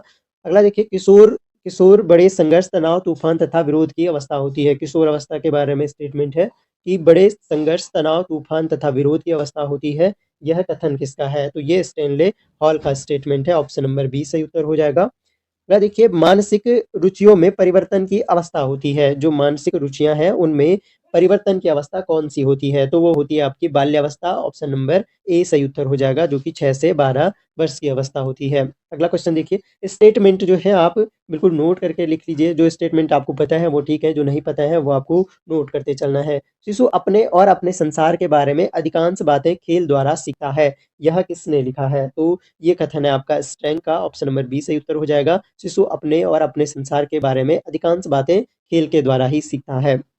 अगला क्वेश्चन है, अगेन इंपॉर्टेंट है, स्टेटमेंट है, 2 वर्ष की आयु तक बालक में लगभग सभी संवेगों का विकास हो जाता है। यह कथन किसका है? ये कथन आपका ब्रिजेस का है। ऑप्शन नंबर ए सही उत्तर हो जाएगा। बालक प्रथम 6 वर्षों में बाद के 12 वर्षों से दूना सीख लेता है। यानी जो पहले 6 वर्ष हैं उसमें बाद के जो 12 वर्ष हैं उनसे ज़्यादा दुगुना सीख लेता है। यह कथन किसका है? ये स्टेटमेंट आपका गैसेल का है। ऑप्शन नंबर सी सही उत्तर हो जाएगा। अगला क्वेश्चन देखिए, बालक के जन्म के कुछ दिन बाद ही यह निश्चित किया जा सकता है कि जीवन में उसका क्या स्थान है, यानी वह अपने जीवन में कहाँ तक जाएगा, क्या बनेगा, ये निर्धारित किया जाता है जीवन के कुछ दिनों बाद ही निर्धारित किया जा सकता है। बहुत इंपॉर्टेंट स्टेटमेंट है। अगेन मैंने कहा स्टेटमेंट जो आपको नहीं पता है वो नोट करते हुए ज़रूर चलिए। तो ये स्टेटमेंट जो है एडलर का है, ऑप्शन नंबर बी सही उत्तर हो जाएगा इसका। अगला देखिए 20वीं शताब्दी के बालक को बालक की शताब्दी कहा जाता है, क्यों? 20वीं शताब्दी को बालक की शताब्दी क्यों कहा जाता है? इंपॉर्टेंट क्वेश्चन है और सही उत्तर है क्योंकि इस शताब्दी में जो है मनोवैज्ञानिकों ने बालक और उसके विकास की अवस्थाओं के संबंध में कई गंभीर तथा विस्तृत अध्ययन किए हैं। यह सब अवस्थाओं में सबसे अधिक महत्वपूर्ण है, तो इसलिए इसे बालक की क्वेश्चन ऐसे भी पूछ सकता है तुम्हें कि बालक की शताब्दी किसे कहा जाता है, किस शताब्दी को कहा जाता है, तो ये ध्यान रखना है। अगला क्वेश्चन देखिए, विकास की कितनी अवस्थाएं हैं? विकास की कुल कितनी अवस्थाएं हैं? तो शैशवावस्था, बाल्यावस्था, किशोरावस्था और प्रौढ़ावस्था, तो 4 अवस्थाएं हैं, ऑप्शन नंबर बी हो जाएगा। बाल्यावस्था की आयु किस वर्ग में आती है? बाल्यावस्था की जो आयु है वो आती है आपके 6 से 12 वर्ष की आयु वर्ग में। विकास की कौन सी अवस्था जीवन का सबसे कठिन काल है? तो जीवन का सबसे कठिन काल माना गया है किशोरावस्था को। बड़े तनाव, तूफान और संघर्ष की अवस्था अभी बताया था, स्टेनले हॉल का स्टेटमेंट है और जीवन का कठिन काल है किशोरावस्था। अगला क्वेश्चन देखिए, किशोरावस्था किस वर्ग में आएगी? तो किशोरावस्था जो है 12 से लेकर और 18 वर्ष तक के वर्ग में आएगी किशोरावस्था। अगला क्वेश्चन देखिए, कौन सी अवस्था बड़े तनाव, तूफान और विरोध की अवस्था है? स्टेटमेंट किसका है? स्टेनले हॉल का है, तो सही आंसर आपका हो जाएगा किशोरावस्था, ऑप्शन नंबर बी। अगला देखिए, किस अवस्था में मानसिक विकास बहुत तीव्र गति से होता है? तो सबसे ज्यादा मानसिक विकास इनमें से कौन सी अवस्था में सबसे तीव्र गति से होता है? तो ये होता है आपका बाल्यावस्था में, option number B correct answer हो जाएगा। प्रौढ़ावस्था किस वर्ग में आती है? जो प्रौढ़ावस्था आपकी वो किस वर्ग में आती है? तो ये आती है आपकी 16 से 18 वर्ष में आती है प्रौढ़ावस्था। तो सॉरी, प्रौढ़ावस्था पूछा है, तो ये 16 से 18 वर्ष में नहीं आएगी, बल्कि ये आएगी आपकी 19 वर्ष के बाद। ये तो किशोरावस्था का हो जाएगा ना, किशोरावस्था का भी नहीं, किशोरावस्था का 12 से 18 वर्ष हो जाएगा, लेकिन 19 वर्ष के उपरांत आपका प्रौढ़ावस्था हो जाएगा, ऑप्शन नंबर डी सही उत्तर हो जाएगा। अगला क्वेश्चन यहाँ से निकलते हैं, तो जिनके छोटे-छोटे बच्चे हैं उनको तो बाल्यावस्था से रिलेटेड ऐसे क्वेश्चन करने में ज़्यादा दिक्कतें नहीं आनी चाहिए, तो ये बाल्यावस्था हो गया, ऑप्शन नंबर ए। शैशवावस्था की अवधि होती है, शैशवावस्था की अवधि जो है कितने समय तक होती है? तो शैशवावस्था की अवधि होती है जन्म से लेकर और 6 वर्ष तक की अवस्था शैशवावस्था कहलाती है। समूह उन थोड़े व्यक्तियों को कहते हैं जिनमें इस प्रकार के संबंध हों कि वे एक समझे जाएं। यह कथन निम्नलिखित में से किसका है? तो ये कथन आपका है स्मॉल और ऑप्शन नंबर ए इसका सही उत्तर है। परिपक्व भ्रूणावस्था में ज्ञानेंद्रियों का आधार निम्नलिखित में से कौन से माह में बन जाता है? परिपक्व भ्रूणावस्था में ज्ञानेंद्रियों का आधार किस माह में बन जाता है? तो सही उत्तर है आपका तीसरे माह में, ऑप्शन नंबर ए। एडिसन रोग निम्नलिखित में से किस ग्रंथि के स्राव की कमी से होता है? तो एडिसन जो रोग होता है आपका, ये आपका जो जनन ग्रंथि है इसके स्राव की कमी से होता है, तो ऑप्शन नंबर डी हो जाएगा, ये जनन ग्रंथि से संबंधित रोग है एडिसन रोग। अगला क्वेश्चन देखिए, मानव प्राणी का जन्म निम्नलिखित में से किस में होता है? तो मानव प्राणी का जन्म जो है किस में होता है एक तरह से? तो सही उत्तर हो जाएगा आपका जो फलित रज अणु होता है इसमें होता है, ऑप्शन नंबर ए हो जाएगा। अगला देखिए, सामाजिकरण के निम्नलिखित साधनों में से सबसे प्रमुख साधन कौन सा है? समाजीकरण के सबसे प्रमुख इनमें से साधन जो है आपका, समाजीकरण कहाँ से होगा आपका? सामुदायिक कार्यक्रम से भी हो सकता है, सामाजिक नियंत्रण से भी हो सकता है, खेल से भी हो सकता है, लेकिन सबसे मुख्य साधन हम किसे मानेंगे? शिक्षा को मानेंगे, ऑप्शन नंबर सी हमारा सही उत्तर हो जाएगा। समाजीकरण के लिए शिक्षा इम्पोर्टेंट सभी है, लेकिन शिक्षा जो है वो सबसे ज्यादा इम्पोर्टेंट है समाजीकरण के लिए। निम्नलिखित में से किसने द्वितीयक समूहों के घनिष्ठता के अभाव वाले अनुभवों के देने वाले कहा है? द्वितीयक समूह जो होते हैं उनको घनिष्ठता के अभाव वाले अनुभवों के को अनुभव देने वाला कहा है एक तरह से, तो इसका सही आंसर हो जाएगा आपका ऑगबर्न और निमकॉफ का ये स्टेटमेंट है। निम्नलिखित में से कौन से मानक लक्ष्य सबसे अधिक परिवर्तनशील हैं? तो सबसे ज्यादा परिवर्तनशील जो मानक लक्ष्य हैं इनमें से वो कौन से हैं? तो सही उत्तर हो जाएगा आपका फैशन। फैशन जो है आपका सबसे ज्यादा परिवर्तनशील एक तरह से मानक लक्ष्य होते हैं। निम्नलिखित में से कौन सी सामाजिक संस्था मानव समाज में केंद्रीय है? तो मानव समाज में केंद्रीय सामाजिक संस्था आपकी क्या हो जाएगी? परिवार हो जाएगी, ऑप्शन नंबर ए। अगला देखिए, निम्नलिखित में से कौन सी संस्था सामाजिक परंपराओं के हस्तांतरण में सबसे अधिक प्रभावशाली है? यानी जो सामाजिक परंपराएं हमारी हस्तांतरित होती हैं एक पीढ़ी से दूसरी पीढ़ी या एक समाज से दूसरे, एक वर्ग से दूसरे वर्ग में, तो सबसे अधिक प्रभावशाली क्या है इसके हस्तांतरण के लिए? तो सही उत्तर हो जाएगा आपका परिवार, ऑप्शन नंबर ए। अगला क्वेश्चन देखिए, हाँ, अगेन एक इम्पोर्टेंट स्टेटमेंट है। सहयोग करने वालों में हम भावना का विकास और उसकी क्षमता का काम करने के लिए संकल्प में वृद्धि समाजीकरण की यह परिभाषा निम्नलिखित में से किसने दी है? समाजीकरण की यह डेफिनेशन है ए रॉस ने दी है। मानव समाज की मौलिक इकाई के रूप में समाजीकरण का सर्वप्रथम साधन निम्नलिखित में से कौन सा है? समाजीकरण का सर्वप्रथम साधन जो है वो परिवार होता है। अगला देखिए, सदस्यों में व्यक्तिवाद, आत्मनिर्भरता और स्थिति कार्य पर निर्भर निम्नलिखित में से किसकी विशेषता है? व्यक्तिवाद, आत्मनिर्भरता।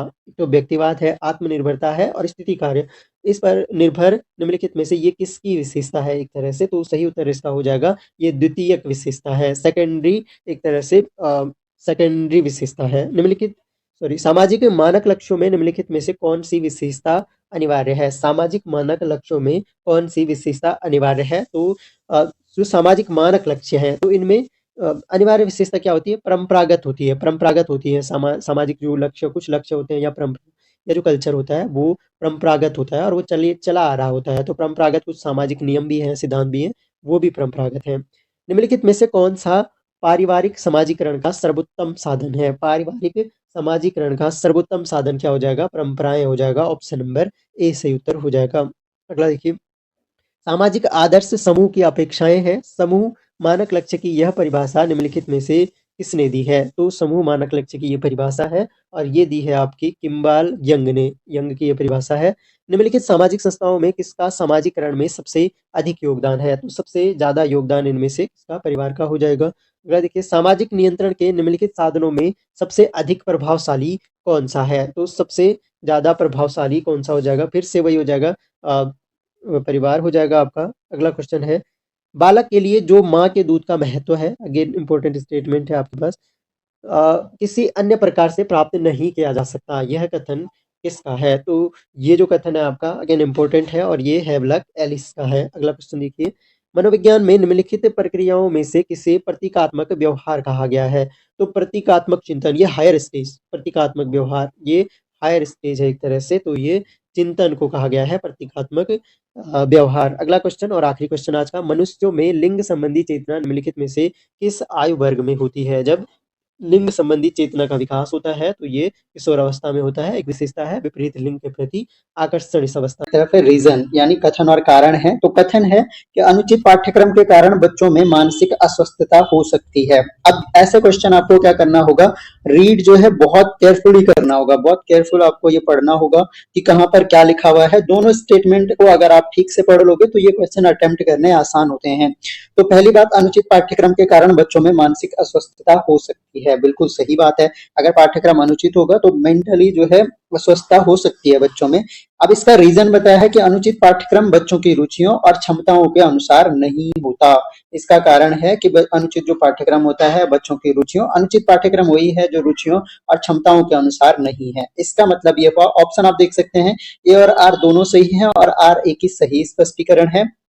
ऐसे ही ए और आर दोनों सही है लेकिन आर ए का सही स्पष्टीकरण नहीं है। देखो आर जो है रीजन जो है वो कथन का सही स्पष्टीकरण कर रहा है कि मानसिक अस्वस्थता हो सकती है अनुचित पाठ्यक्रम से और अनुचित पाठ्यक्रम जो है बच्चों की रुचियों और क्षमताओं के अनुसार नहीं होता है। तो ए जो है आर का सही स्पष्टीकरण भी है और दोनों ही स्टेटमेंट सही भी है। ऑप्शन नंबर ए आपका करेक्ट आंसर हो जाएगा। अगला क्वेश्चन देखिए, मानसिक स्वास्थ्य का सबसे सही अर्थ क्या है? सबसे सही अर्थ, शारीरिक रोगों की अनुपस्थिति, मानसिक रोगों की अनुपस्थिति या दोनों, या वास्तविकता के धरातल पर वातावरण से पर्याप्त सामंजस्य करना।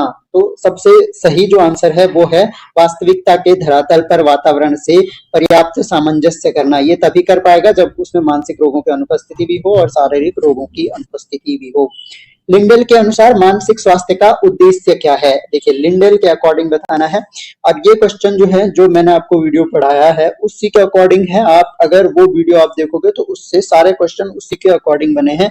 आप पीडीएफ देख सकते हो, पीडीएफ भी अगर आप पढ़ोगे तो सारे क्वेश्चन आपको थिंकर का नाम आएगा या कोई ईयर आएगा, किस ईयर में कौन सी चीज आई थी, तो वो सारा उस पीडीएफ से आएगा और उसी वीडियो के अकॉर्डिंग आएगा। तो एक भी क्वेश्चन आपको बाहर से नहीं मिलेगा। और ये भी मैं आपको गारंटी दे सकता हूँ कि देखिए डेटा बहुत ज्यादा है, जितना मैंने थ्योरी सेक्शन में पढ़ाया है क्वेश्चन उसी सिलेबस में से आएंगे।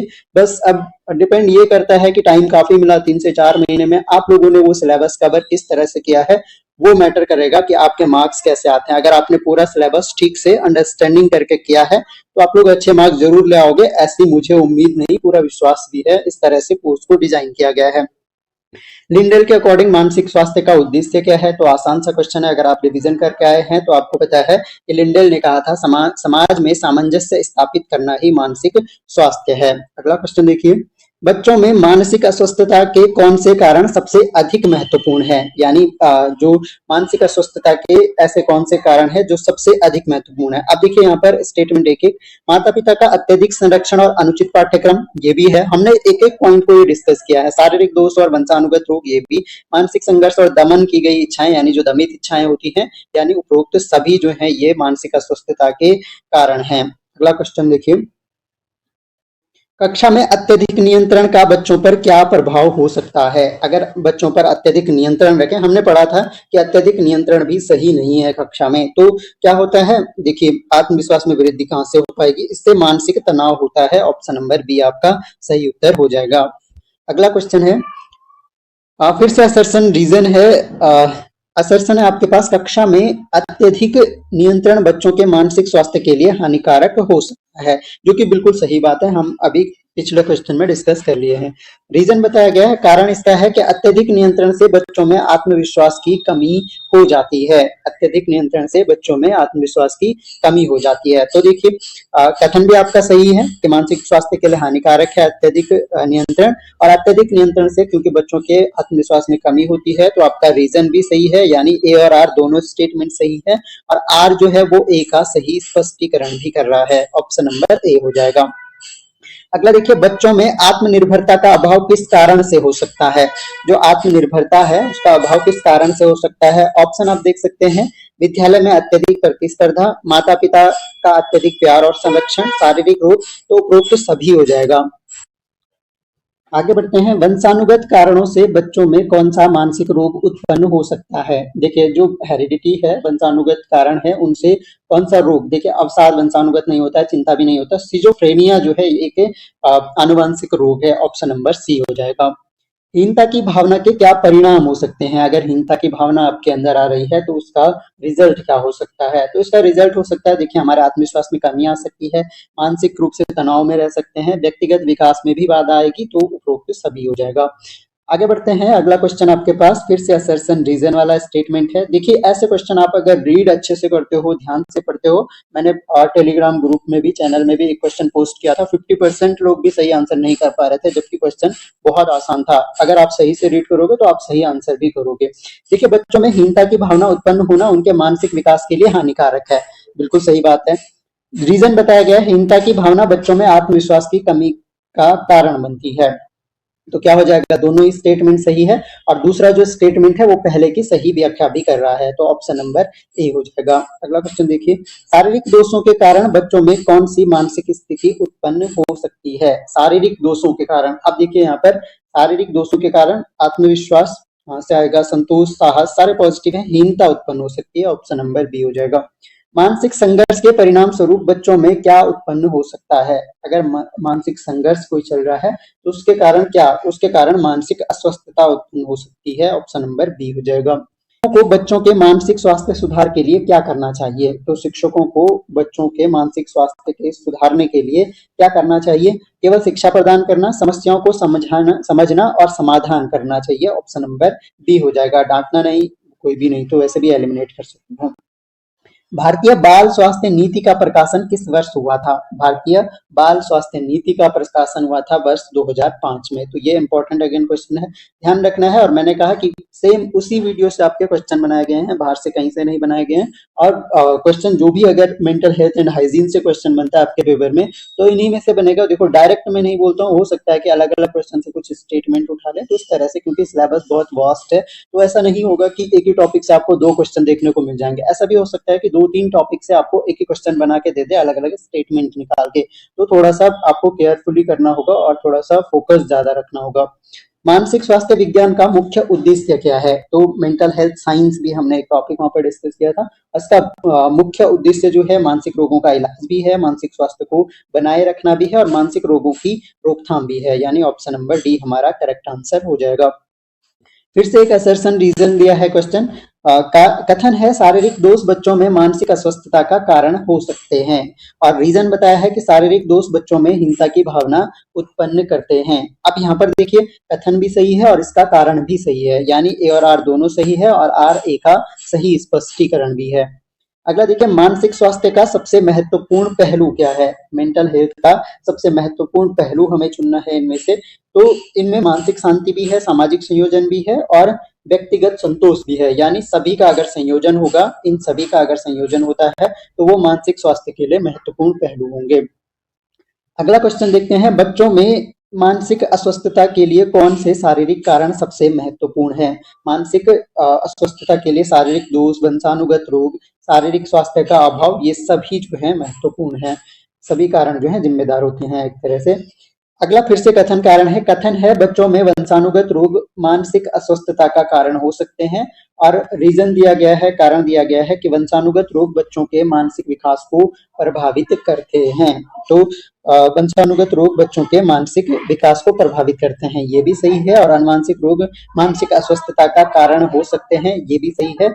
ए और आर दोनों सही हैं और आर ए का सही स्पष्टीकरण भी है। चलिए अगला क्वेश्चन देखिए, बच्चों के मानसिक स्वास्थ्य सुधार के लिए सबसे महत्वपूर्ण उपाय क्या है? अगर मानसिक स्वास्थ्य सुधार करना है तो इसके लिए सबसे महत्वपूर्ण उपाय हमें चुनना है। तो यहाँ पर देख सकते हैं, रुचि और योग्यता के अनुसार शिक्षा, अच्छी शिक्षण पद्धति, अच्छा वातावरण, तो सभी प्रयोग कर सकते हैं। किसने मानसिक स्वास्थ्य का उद्देश्य वास्तविकता के धरातल पर वातावरण से पर्याप्त सामंजस्य करना बताया है? अगेन ये स्टेटमेंट से क्वेश्चन है, इंपॉर्टेंट ये स्टेटमेंट है। किसने दी है ये स्टेटमेंट? तो ये स्टेटमेंट जो है ये लिंडेल की स्टेटमेंट है, ऑप्शन नंबर ए हो जाएगा। बच्चों में मानसिक अस्वस्थता के मानसिक कारण कौन से हैं? मानसिक कारण बताने हैं। तो मानसिक संघर्ष भी है, दमन की गई इच्छाएं भी हैं और हीनता की भावना भी है, ऑप्शन नंबर डी हो जाएगा। अगला क्वेश्चन देखिए, शिक्षा का सबसे महत्वपूर्ण उद्देश्य होना चाहिए। शिक्षा का सबसे महत्वपूर्ण उद्देश्य क्या होना चाहिए? तो सबसे महत्वपूर्ण उद्देश्य जो है वो केवल अंकों की प्राप्ति, ये तो आप ऐसे भी एलिमिनेट कर सकते हैं। प्रतियोगिता में सफलता, ये सबसे महत्वपूर्ण नहीं होगा। केवल पाठ्यक्रम की समाप्ति भी नहीं होगा। मानसिक और शारीरिक विकास दोनों तरह का, वैसे सर्वांगीण विकास होता है ना हमारा मुख्य लक्ष्य। तो विश्व मानसिक स्वास्थ्य दिवस कब मनाया जाता है? Mental health day, world mental health day जो है ये कब मनाया जाता है? तो विश्व मानसिक स्वास्थ्य दिवस आपका मनाया जाता है 10 अक्टूबर को, ऑप्शन नंबर बी आपका सही आंसर हो जाएगा। आज मैंने आपको क्वेश्चन नहीं दिया, आपके लिए क्वेश्चन आज का ये है कि विश्व मानसिक स्वास्थ्य दिवस कब से मनाया जाता है, व्हेन, कब से ये मनाया जाता है, ये आपको कमेंट बॉक्स में आंसर करना है। अगला क्वेश्चन देखिए, विद्यालय में अनुचित पाठ्यक्रम का बच्चों पर क्या प्रभाव हो सकता है? अनुचित पाठ्यक्रम का प्रभाव हो सकता है आपके पास उच्च अंक प्राप्त करना तो नहीं हो सकता, उनकी रुचियों और क्षमताओं के अनुसार शिक्षा न मिलना, यानी ऑप्शन नंबर बी हो जाएगा। अगला क्वेश्चन है, फिर से असर्शन रीजन है, कथन है आपके पास, अत्यधिक प्रतिस्पर्धा बच्चों में मानसिक तनाव का कारण बन सकती है। अगर बहुत ज्यादा प्रतिस्पर्धा हो तो बच्चों में मानसिक तनाव हो सकता है, ये सही है।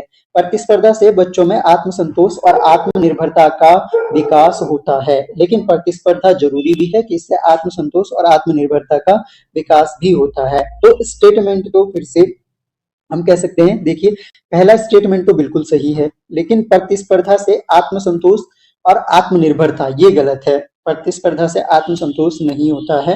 आत्मसंतोष प्रतिस्पर्धा के बाद पुरस्कार, और पुरस्कार से होता है आत्मसंतोष, आत्मनिर्भरता है ना प्रतिस्पर्धा जीतने के बाद। तो प्रतिस्पर्धा मानसिक तनाव, जब तक प्रतिस्पर्धा है, जब तक प्रतिस्पर्धा चल रही है तब तक टेंशन ही रहता है, मेंटल स्ट्रेस ही रहता है, तो यानी आत्मसंतोष आत्मनिर्भरता का विकास नहीं होता है उस दौरान, प्रतिस्पर्धा के दौरान। तो कुल मिलाकर हम ये कह सकते हैं कि कथन ए तो हमारा सही है लेकिन कारण आर जो है वो गलत है, यानी ए सही है लेकिन आर गलत है। ऑप्शन नंबर सी आपका सही उत्तर हो जाएगा। फिर से एक क्वेश्चन है असर्शन एंड रीजन का। असर्शन है आपके पास कि मानसिक स्वास्थ्य का उद्देश्य मानसिक रोगों की अनुपस्थिति है, जो कि ठीक है। मानसिक स्वास्थ्य का मतलब होता है मानसिक रोगों की अनुपस्थिति। नहीं, यही गलत हो जाएगा, क्योंकि देखो मानसिक स्वास्थ्य का मतलब केवल मानसिक रोगों की अनुपस्थिति नहीं है। ये स्टेटमेंट हमने डिस्कस किया था थ्योरी में, केवल मानसिक रोगों की अनुपस्थिति नहीं है बल्कि अन्य जो पक्ष हैं, चाहे वो शारीरिक स्वास्थ्य हो, चाहे वो अन्य जो भी पक्ष होते हैं, वो सभी का सामंजस्य स्थापित करने वाले, तो वो सारे सही होने चाहिए, तो वो मेंटली फिट कहलाएगा, मेंटली हेल्थी व्यक्ति कहलाएगा। रीजन बताया गया है मानसिक स्वास्थ्य केवल मानसिक रोगों की अनुपस्थिति नहीं बल्कि समग्र विकास का प्रतीक है। अब देखिए ये वाला तो सही है, यानी रीजन आर सही है, कथन ए गलत है। ऐसा कोई ऑप्शन है? हाँ, ऑप्शन नंबर डी है, ए गलत है लेकिन आर सही है, तो ऑप्शन नंबर डी हमारा सही उत्तर हो जाएगा। अगला क्वेश्चन देखिए, DSM third diagnostic and statistical manual of mental disorders का प्रकाशन किस वर्ष हुआ था? तो ये जो है डीएसएम थर्ड यानी diagnostic and statistical manual of mental disorder, DSM भी पूछ सकते हैं, तो डीएसएम का ही फुल फॉर्म है ये, diagnostic and statistical manual of mental disorder. इसका प्रकाशन किस वर्ष हुआ था? इसका प्रकाशन आपका 1980 में हुआ था, ऑप्शन नंबर ए सही उत्तर हो जाएगा। संयुक्त राष्ट्र ने मानसिक स्वास्थ्य और मानवाधिकारों पर पहली रिपोर्ट कब जारी की थी? तो अगेन इंपॉर्टेंट क्वेश्चन है कि यूएन ने जो है मेंटल हेल्थ और जो ह्यूमन राइट्स हैं उन पर पहली रिपोर्ट कब जारी की थी? तो यहाँ पर देख सकते हैं ऑप्शन, और सही आंसर आपका हो जाएगा ये 2005 में जारी की थी। अगला क्वेश्चन है, अनुचित पाठ्यक्रम के परिणाम स्वरूप बच्चों में क्या हो सकता है? अगर अनुचित पाठ्यक्रम है तो बच्चों में क्या हो सकता है? तो उनकी रुचियों और क्षमताओं के अनुसार शिक्षा नहीं मिलती है। ये क्वेश्चन रिपीट हो गया है। तो कुल मिलाकर 31 एमसीक्यू हमने डिस्कस किए, जो कि बहुत इंपॉर्टेंट है आपकी परीक्षा की दृष्टि से। आप कितने मार्क्स ले आए वो जरूर बताएं। इसके अलावा अगर आपको लगता है कि अभी भी आप कोर्स को कवर कर सकते हो, 1 महीने से ज्यादा का समय है, तो आप हमारा कोर्स ओनली 29 रुपीज में ज्वाइन कर सकते हैं। खासकर ऐसे लोग जिन्होंने कोई कोचिंग नहीं ली है और कोचिंग अफोर्ड भी नहीं कर पाते हैं, बहुत महंगी कोचिंग अफोर्ड नहीं कर पाते हैं, तो उनके लिए हमने ये कोर्स डिजाइन किया है। अगर आपको आवश्यकता नहीं है तो आप अपने ऐसे दोस्तों तक शेयर जरूर करें जिनको इस तरह के कोर्स की आवश्यकता है। तो thanks a lot for listening. मुझे उम्मीद है वीडियो आपको हेल्पफुल लगा होगा, अपने दोस्तों तक शेयर जरूर करें। Thanks a lot for listening, मिलते हैं नेक्स्ट वीडियो में, तब तक के लिए जय हिंद। तो पहला क्वेश्चन है, सीखने के मुख्य नियम के प्रतिपादक हैं। तो थॉर्नडाइक का जो वर्गीकरण था उसमें मुख्य और गौण नियम, उन्होंने 2 तरह के नियम बताए थे। और सीखने का प्रयत्न और भूल का सिद्धांत के प्रतिपादक हैं, जो प्रयास और त्रुटि का सिद्धांत है, इसके भी प्रतिपादक जो हैं थॉर्नडाइक हैं। ऑप्शन नंबर सी सही उत्तर हो जाएगा। कौन सीखने का मुख्य नियम नहीं है? तो तत्परता का, अभ्यास का नियम, प्रभाव का नियम, ये मुख्य नियम है। अनुक्रिया होगा, ये बहु अनुक्रिया, ये जो है गौण नियम में आता है। ऑप्शन नंबर डी इसका सही उत्तर हो जाएगा। सी हल संबंधित है। सी हल जो है वो किससे संबंधित हैं? तो सी हल का जो संबंध है वो है आपका परबलन सिद्धांत से। ऑप्शन नंबर डी सही उत्तर हो जाएगा इस क्वेश्चन का। सीखने में तत्परता का नियम, अभ्यास का नियम तथा प्रभाव का नियम किसने दिया है? तो ये सीखने के मुख्य नियम दिए हैं थॉर्नडाइक ने। ऑप्शन नंबर ए हो जाएगा। सीखने के क्रिया प्रसूत अनुबंधन सिद्धांत के प्रतिपादक हैं। क्रिया प्रसूत जो अनुबंधन सिद्धांत है इसके प्रतिपादक स्किनर हैं। Option number D. स्मृति सीखी हुई वस्तु का सीधा उपयोग है। तो मैंने जैसे कहा कि स्टेटमेंट आपके पास इंपॉर्टेंट स्टेटमेंट आएगी, आप नोट डाउन कर लीजिएगा। स्मृति सीखी हुई वस्तु का सीधा उपयोग है, यह परिभाषित किया है आपका कोहलर ने। ऑप्शन नंबर सी सही उत्तर हो जाएगा। अगला देखिए, सीखने के सूझ सिद्धांत को अंतर्दृष्टि का सिद्धांत भी कहते हैं। ये सारी चीज़ें मैं थ्योरी सेक्शन में पढ़ा चुका हूँ। जो लोगों ने चैनल ज्वाइन किया है उनका अच्छा सा रिवीजन ये हो जाएगा, और जिन्होंने नहीं किया है कर सकते हैं, लेकिन जैसे कि मैंने बताया कोर्स काफ़ी आगे चल चुका है तो वो आपको कवर करना पड़ेगा। वीडियोज आपको सारी अवेलेबल मिल जाएंगी। तो इसका सही उत्तर हो जाएगा आपका सूझ सिद्धांत के प्रतिपादक जो हैं वो जेम्स हो जाएंगे। इनमें से जेम्स हैं, और ऐसे जो है कोहलर की थ्योरी थी अंतर्दृष्टि की। पावलोव संबंधित हैं। पावलोव जो है वो किससे संबंधित हैं? पावलोव का संबंध है इनमें से आपका शास्त्रीय अनुबंधन सिद्धांत से।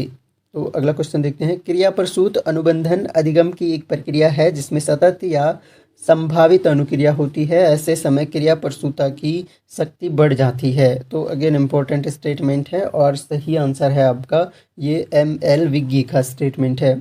अभिप्रेरणा से उत्पन्न अभिक्रियाशीलता ही सीखने की उत्तरदायी होती है। एक फिर से स्टेटमेंट है कि अभिप्रेरणा से उत्पन्न क्रियाशीलता ही सीखने की उत्तरदायी होती है। सही आंसर है आपका ये बी.एफ. स्किनर का है। स्किनर का ये स्टेटमेंट है। अगर देखिए कोहलर का प्रयोग सीखने के किस सिद्धांत से संबंधित है, तो कोहलर का प्रयोग संबंधित है सूझ सिद्धांत से। जैसे कि मैंने बताया अभी सूझ सिद्धांत जो है कोहलर का प्रयोग है। सीखना आवश्यकता की पूर्ति की प्रक्रिया द्वारा होता है। सीखना जो है आवश्यकता की पूर्ति की प्रक्रिया द्वारा होता है। फिर से इम्पोर्टेंट स्टेटमेंट है और ये C.S. हल का कथन है। अगला क्वेश्चन देखिए। E.L. थॉर्नडाइक ने 1913 में अपनी पुस्तक शिक्षा मनोविज्ञान में सीखने का एक नवीन सिद्धांत प्रतिपादित किया है जिसे निम्न कई नामों से जाना जाता है।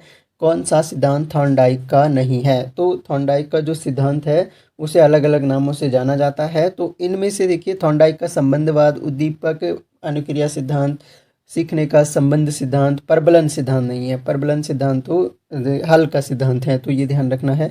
निम्न में से सीखने के नियमों का प्रतिपादन किसने किया है? सीखने के नियमों का प्रतिपादन थॉर्नडाइक हो गया आपका। स्मृति का स्थान मस्तिष्क में नहीं वरन शरीर के अवयवों में है। यही कारण है कि हम करके सीखते हैं। फिर से इम्पोर्टेंट स्टेटमेंट है और ये स्टेटमेंट आपका है डॉक्टर मेस का। ऑप्शन नंबर सी हो जाएगा। सीखने की असफलताओं का कारण समझने की असफलताएं हैं। सीखने की जो असफलताएं हैं उनका कारण जो है समझने की असफलताएं हैं। ये स्टेटमेंट आपका मर्सेल का है। Option number A. सीखना विकास की प्रक्रिया है। सीखना विकास की प्रक्रिया है, ये परिभाषा किसने दी है? तो ये परिभाषा आपकी वुडवर्थ ने दी है। अगेन मैं बोल रहा हूँ कि जो भी स्टेटमेंट आ रही हैं, जो भी परिभाषाएं आ रही हैं, वो आपको नोट डाउन करके चलनी है अगर वो आपको पता नहीं है या याद नहीं है या आती नहीं है। अगला है प्रगति की प्रक्रिया को अधिगम कहते हैं। प्रगति की प्रक्रिया को अधिगम कहते हैं। ये स्टेटमेंट आपका है गेट्स एंड अदर्स का। ऑप्शन नंबर ए हो जाएगा। अगर देखिए एक बालक ने एक कुत्ते को डंडे से मारकर भगा दिया। अब जब भी कुत्ता बालक को देखता है तो तुरंत भाग जाता है। कुत्ते की यह सीखने की क्रिया किस प्रकार की है? तो ये जो प्रक्रिया है ये संबंध सहज क्रिया द्वारा सीखना है। संबंध सहज क्रिया द्वारा सीखना। प्रबलन सिद्धांत किस मनोवैज्ञानिक से संबंधित है? तो ये हमने डिस्कस किया हल से। पर्यटन व मूल का सिद्धांत, पर्यटन व मूल नहीं है ये, पर्यटन व भूल का सिद्धांत है ये, प्रयास और त्रुटि का सिद्धांत। तो ये सिद्धांत आपका थॉर्नडाइक का हो गया। अंतर्दृष्टि सूझ का सिद्धांत, सूझ का सिद्धांत जो है किस मनोवैज्ञानिक का है? तो सूझ का सिद्धांत आपका है कोहलर का। ऑप्शन नंबर ए हो जाएगा।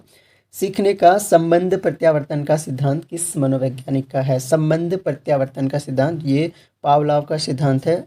अनुकूलित अनुक्रिया भी इसे कहते हैं। प्रभाव के नियम का प्रतिपादन किसने किया? तो मुख्य ये नियमों में से है और ये भी थॉर्नडाइक का नियम है। स्मृति का प्रथम सोपान क्या है? जो आपकी मेमोरी है इसका पहला सोपान क्या है? मेमोरी का पहला सोपान होता है आपका सीखना। ऑप्शन नंबर सी सही उत्तर हो जाएगा। सीखने के विषय में निम्न परिभाषा किससे संबंधित है? सीखना एक अनुभव है, इसके कारण ही कार्य में परिवर्तन या समायोजन होता है तथा व्यवहार के नवीन मार्ग अपनाए जाते हैं। तो ये स्टेटमेंट है आपकी प्रेसी और रॉबिन्सन की। ऑप्शन नंबर ए सही उत्तर हो जाएगा। सीखने की ये क्वेश्चन जो है मिसप्रिंट हो गया है। आगे हम देखते हैं। शिक्षण विभिन्न क्रियाओं का वह पुंज है जिससे सीखने में प्रेरणा प्राप्त होती है। यह कथन किसका है? फिर से स्टेटमेंट है और फिर से आपको ये ध्यान रखना है, नोट डाउन करना है। आंसर इसका है स्मिथ का ये स्टेटमेंट है। Option number A. तर्क के अंतरण पर प्रयोग किए, यानी तर्क का जो अंतरण होता है उस पर प्रयोग किए थे आपके ब्रिग्स ने। ऑप्शन नंबर डी हो जाएगा। निम्न में से कौन अवधान का विशिष्ट गुण नहीं है? अवधान का मतलब ध्यान से होता है या एकाग्रचित्तता से होता है, तो कौन सा विशिष्ट गुण इसका नहीं है? तो इनमें से देखिए उद्योगशीलता है, प्रयोजनता है, विश्लेषणात्मक पद्धति है, व्याख्यात्मक प्रवृत्ति नहीं है।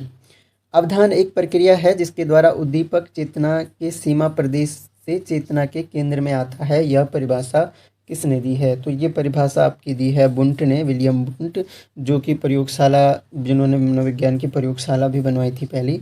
अवधान को आप किस रूप में परिभाषित करेंगे? तो अवधान जो आपका ध्यान है इसको किस रूप में परिभाषित करेंगे, तो ये एक प्रोसेस के रूप में, प्रक्रिया के रूप में। अगला क्वेश्चन है, अवधान की समस्या किसी विषय को स्पष्ट रूप से समझने की है। तो अगेन स्टेटमेंट है और ये स्टेटमेंट आपकी है टिचनर की, ऑप्शन नंबर बी सही उत्तर हो जाएगा। अगला देखिए, निम्न में से कौन अवधान केंद्रित करने का ढंग नहीं है, यानी जो आपका ध्यान केंद्रित करने का ढंग कौन सा नहीं है। तो इनमें से जो है ध्यान केंद्रित करने का ढंग आपका विषय में रुचि पैदा करना है, विषय में परिवर्तन करना नहीं है, अवधान केंद्रित करने का अभ्यास करना, क्रियाशीलता लाकर अवधान बढ़ाया जाए, तो ये सभी हैं, लेकिन विषय परिवर्तन करना अवधान केंद्रित करने का ढंग नहीं है। जब कोई उद्दीपक हमारी चेतना के केंद्र में होता है तो इस समय उपस्थित अवधान होता है, इस समय जो उपस्थित अवधान होता है वो धनात्मक होता है, पॉजिटिव होता है। तो ये आपको यहाँ से ध्यान रखना है। आगे बढ़ते हैं और अगला जो हमारा टॉपिक है वो है अधिगम का स्थानांतरण, ट्रांसफर ऑफ लर्निंग के कुछ इंपॉर्टेंट एमसीक्यू हम आगे डिस्कस करने वाले हैं। तो सबसे पहला प्रश्न आपके सामने, निम्न में से सीखने के पठार निराकरण के कौन कौन से उपाय हैं। और ये भी थ्योरी सेक्शन में आपके पास वीडियो कवर्ड है, तो आप लोग देख लीजिए ये वाला वीडियोस भी। अधिगम के सारे सिद्धांत और अधिगम का स्थानांतरण, अधिगम के वक्र भी मैंने कवर करवाया है, तो वो सारे आप जरूर देख लीजिएगा। तो इसका क्वेश्चन का सही आंसर है शिक्षण विधि भी है, विश्राम की व्यवस्था भी है, प्रेरणा में परिवर्तन भी है, ये सभी इसके आंसर हो जाएंगे। निम्न में से सीखने के पठार के क्या कारण हैं, कारण क्या होते हैं जो अधिगम का पठार होता है। इसके कारण आपकी शारीरिक सीमा, कार्य की जटिलता, प्रेरणा का अभाव, ये सभी ही हैं। तो अगला क्वेश्चन देखिए, सीखने के पठार प्रदर्शित करते हैं, सीखने के पठार क्या प्रदर्शित करते हैं। तो ये सीखने में स्थिरता प्रदर्शित करते हैं, यानी जब पठार, सीखने का पठार आता है तो सीखने में कोई ग्रोथ नहीं हो रही होती है, तो उसे सीखने का पठार का कहते हैं। सीखने के वक्र कितने प्रकार के होते हैं। तो सीखने के वक्र जो हैं आपके, ये 4 प्रकार के होते हैं सीखने के वक्र, ये भी मैं पढ़ाया हूँ थ्योरी सेक्शन में, देख लीजिए। लिखने के वक्र अभ्यास द्वारा अधिगम की मात्रा, गति और उन्नति की सीमा का ग्राफ पर प्रदर्शन करते हैं, यह परिभाषा प्रस्तुत की है। तो ये परिभाषा आपकी गेट्स एंड अदर्स की है और इम्पोर्टेंट है, नोट डाउन कर लीजिएगा। अगला क्वेश्चन, व्यवहार के अर्जन में उन्नति की प्रक्रिया को अधिगम कहते हैं। तो व्यवहार के अर्जन में उन्नति की प्रक्रिया को अधिगम कहते हैं, ये आपका स्किनर का स्टेटमेंट है।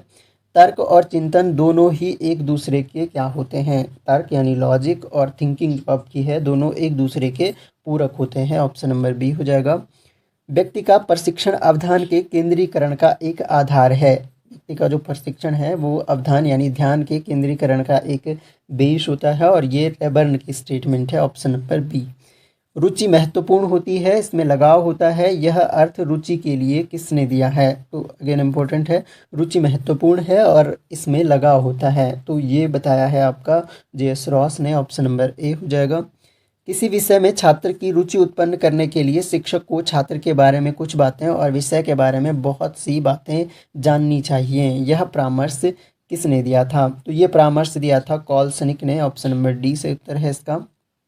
बालकों को अपनी मूल प्रवृत्तियों, अभिवृत्तियों आदि संबंधित वस्तुओं में रुचि होती है। तो बहुत सारे आपके लिए स्टेटमेंट है और बहुत सारी परिभाषाएं हैं जो कि आपको याद कर लेनी है, इन्हीं में से कोई परिभाषा बन जाएगी। ये कथन जो है आपका, ये स्टेटमेंट आपका झा का है, ऑप्शन नंबर सी सही उत्तर हो जाएगा। ध्यान और रुचि एक दूसरे के साथ साथ चलते हैं, यह कथन है, ध्यान और रुचि एक दूसरे के साथ साथ चलते हैं, ये कथन आपका डॉक्टर पी.डी. जुयाल का है, ऑप्शन नंबर ए। रुचि और अवधान के पहलू जो एस्पेक्ट्स हैं एक समान ही होते हैं, उनकी संख्या होती है, तो इनकी संख्या जो है 3 होती है, ऑप्शन नंबर ए। रुचि वह प्रेरक शक्ति है जो हमें किसी व्यक्ति, वस्तु या क्रिया के प्रति ध्यान देने के लिए प्रेरित करती है। तो यह परिभाषा किसकी है, फिर से परिभाषा है जो आपको याद करनी है, आंसर इसका क्रो एंड क्रो है, ये रुचि की परिभाषा इन्होंने दी है।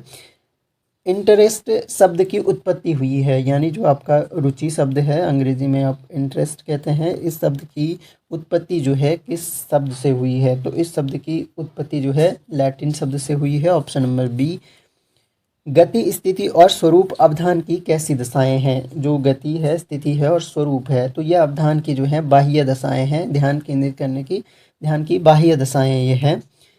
मूल प्रवृत्तियां अवधान की आंतरिक दशाओं में से एक हैं, ये किसने कहा था। जो आपकी मूल प्रवृत्तियां हैं वो अवधान की आंतरिक दशाओं में से एक है, ये कहा था आपका रेक्स एंड नाइट ने। क्या देखिए, अवधान को केंद्रित करने की आंतरिक दशाओं में निम्न में से एक है। आंतरिक दशाओं में क्या है? मूल प्रवृत्तियां हैं। ऑप्शन नंबर डी हो जाएगा।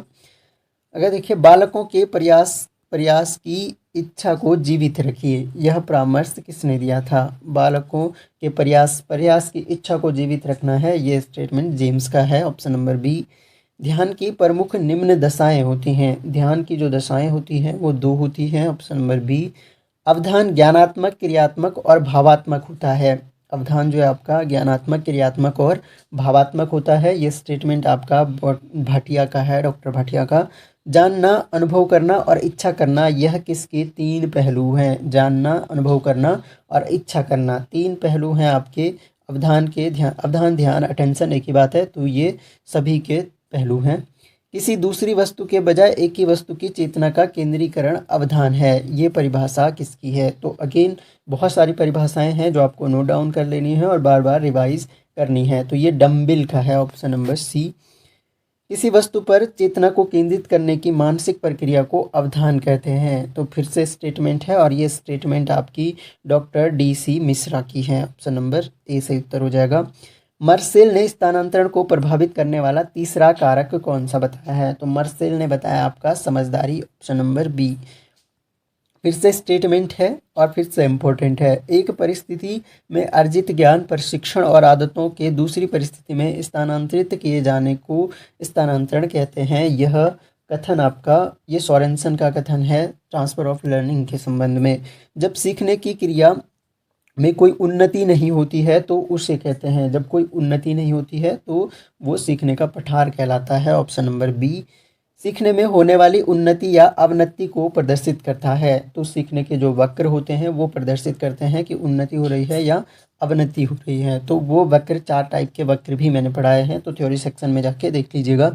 रुचि गुप्त अवधान है और अवधान रुचि का क्रियात्मक रूप है। तो जहाँ पर भी मैं इंपॉर्टेंट लिख रहा हूँ आपको नोट भी करना है और याद भी करना है। इसका सही आंसर है ये मैकडूगल का है, ऑप्शन नंबर डी।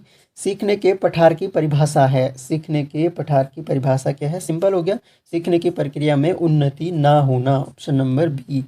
कविता की पंक्तियां याद करके अधिगम अंतरण का प्रयोग आधारित है। तो ये आधारित है आपका जेम्स का प्रयोग। Option number A. अधिगम स्थानांतरण के 2 तत्व सिद्धांत के प्रतिपादक हैं। जो द्वितत्व सिद्धांत हैं इसके प्रतिपादक स्पीयरमैन हो गए आपके। अधिगम अंतरण के मूल्यों के अभिज्ञान सिद्धांत के मूल्यों का अभिज्ञान सिद्धांत, ये बागले का सिद्धांत है, ये आपको ध्यान रखना है। निम्न में से अधिगम स्थानांतरण की सहायक परिस्थितियां कौन है? जो सहायक होंगे अधिगम के स्थानांतरण में, तो सीखने वाले में स्थानांतरण की इच्छा, ये भी है। स्थानांतरण करने वाले की कुशाग्र बुद्धि भी होनी चाहिए और सीखने वाले का कि स्थानांतरण किए जाने वाले विषय के प्रति अनुकूल मनोवृत्ति का होना। तो उपरोक्त सभी जो हैं सीखने के स्थानांतरण में सहायक होंगे। अधिगम स्थानांतरण का सामान्य एवं विशिष्ट तत्वों के सिद्धांत का प्रतिपादन किसने किया था? सामान्य और विशिष्ट तत्वों का जो सिद्धांत है ये थॉर्नडाइक ने दिया था। Option number D. अधिगम स्थानांतरण के सामान्यीकरण के सिद्धांत के प्रतिपादक कौन है? सामान्यीकरण के सिद्धांत के प्रतिपादक हमें बताने हैं, तो ये स्किनर है। Option number A. अधिगम स्थानांतरण का मानसिक समान तत्वों का सिद्धांत किसने प्रतिपादित किया है? तो ये प्रतिपादित किया है आपका C.H. जड ने। ऑप्शन नंबर ए हो जाएगा।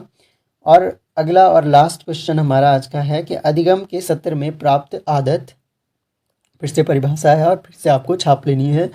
प्राप्त आदत, चिंतन, ज्ञान या कुशलता का जब दूसरी परिस्थिति में प्रयोग किया जाता है तो अधिगम का स्थानांतरण कहलाता है। यह परिभाषा प्रस्तुत की है। ये डेफिनेशन आपकी क्रो एंड क्रो के द्वारा दी गई। पहला क्वेश्चन है, बुद्धि की प्रकृति के विषय में बहुशक्ति सिद्धांत का समर्थक निम्नलिखित में से कौन है? तो बहुशक्ति सिद्धांत जो एक तरह से मल्टीपल फैक्टर थ्योरी थी, ये किसने दी है? सिंपल सा क्वेश्चन आपको ये पूछ रहा है कि मल्टीपल फैक्टर थ्योरी किसने दी है? तो ये थॉर्नडाइक की थ्योरी है। Option number B correct answer हो जाएगा। वह देखिए, थॉर्नडाइक बुद्धि की प्रकृति के विषय में निम्नलिखित में से कौन सा सिद्धांत मानता है?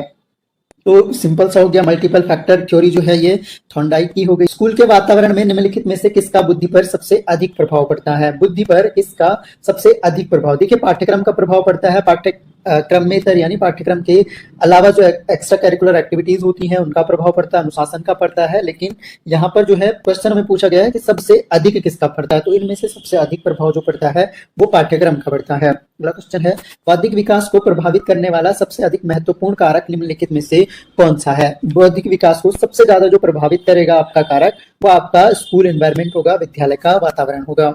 अगला प्रश्न है, निम्नलिखित में से किस वंश के अध्ययन से यह ज्ञात हुआ कि मंद से मंद बुद्धि और श्रेष्ठ से श्रेष्ठ बुद्धि संतान होती है? देखिए, ये कुछ ऐसे क्वेश्चन है जो एक तरह से, क्योंकि बुद्धि के बारे में जब हम स्टडी करते हैं तो बोलते हैं कि बुद्धि जेनेटिक होती है या एनवायरमेंटल होती है, और लास्ट में कंक्लूजन ये निकला कि बुद्धि जेनेटिक और जो एनवायरमेंट है दोनों का योग होती है। तो कुल मिलाकर जो है हमें ये देखना है कि मंद बुद्धि और श्रेष्ठ से श्रेष्ठ बुद्धि संतान हो सकती है। ये किसी वंश के अध्ययन से ज्ञात हुआ था, ये हुआ था आपका कालिकाक वंश के अध्ययन से ज्ञात। तो ये क्वेश्चन आपको बनेंगे नहीं, लेकिन फिर भी क्या पता आयोग का कहाँ से क्वेश्चन बना दे। तो बुद्धि से रिलेटेड जो भी बन सकते हैं हमने लेकर आए हैं।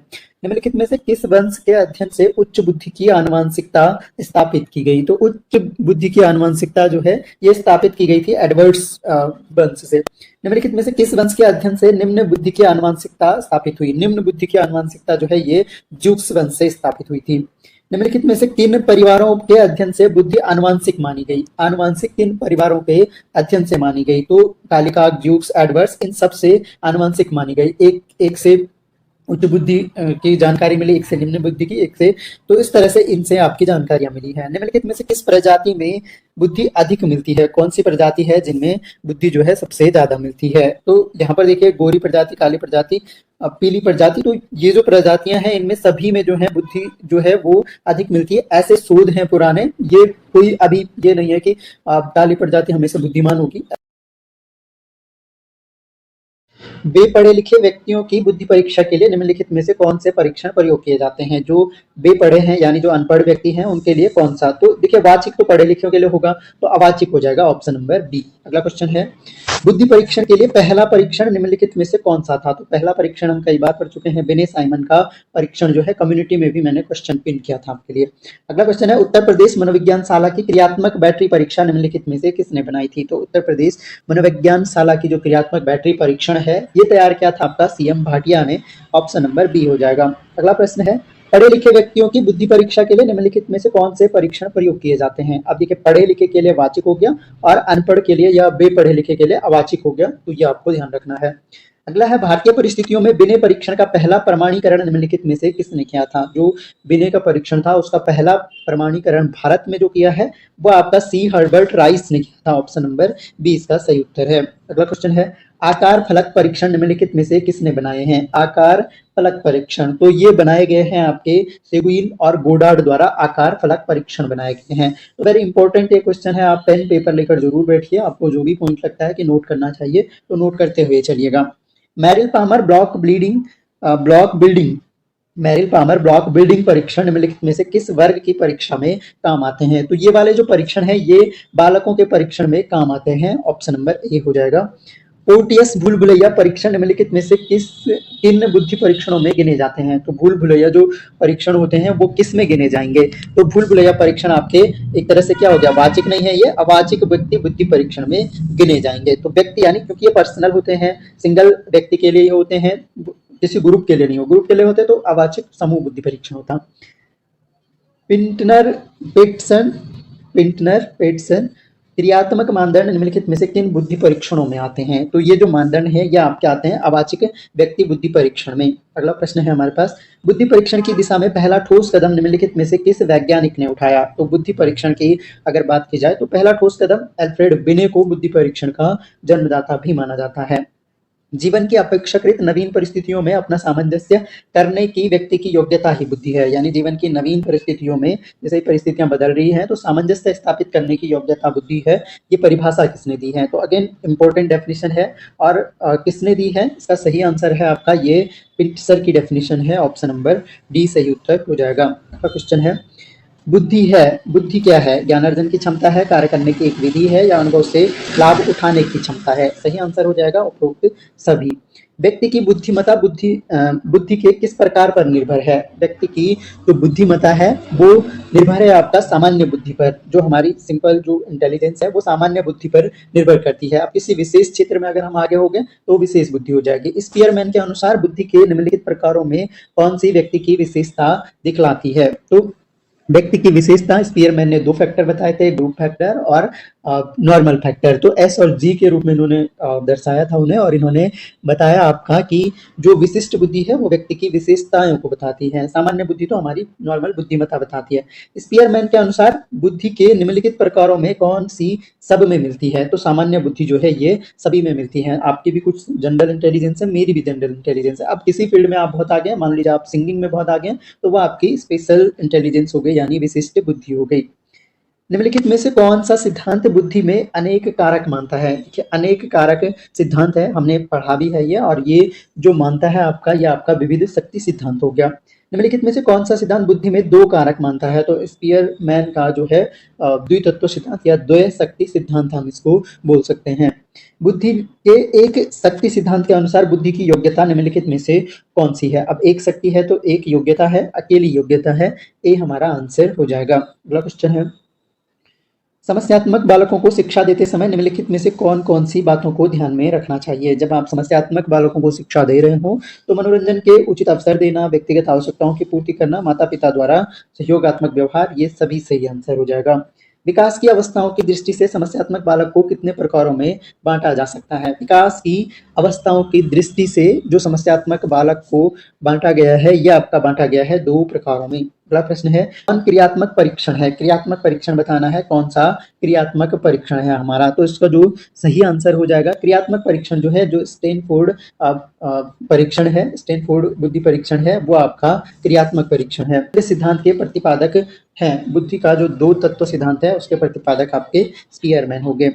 अच्छी प्रकार निर्णय करने, अच्छी प्रकार से सोच करने और अच्छी प्रकार से तर्क करने की योग्यता बुद्धि है, किसने कहा है? तो ये आपका कहा गया है विनय के द्वारा, ऑप्शन नंबर सी हो जाएगा।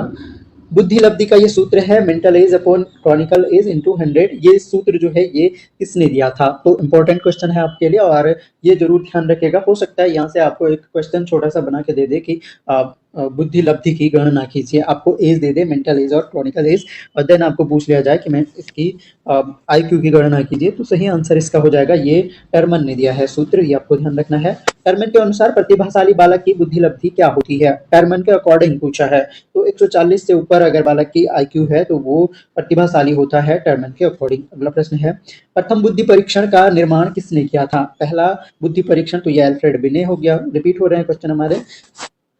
अनुसार है उपलब्धि बराबर योग्यता प्लस प्रेरणा। किसके अनुसार है ये? कि जो उपलब्धि है हमारी वो हमारी योग्यता प्लस जो प्रेरणा है उसको जोड़ के है। तो ये कहा है आपका क्रो एंड क्रो ने।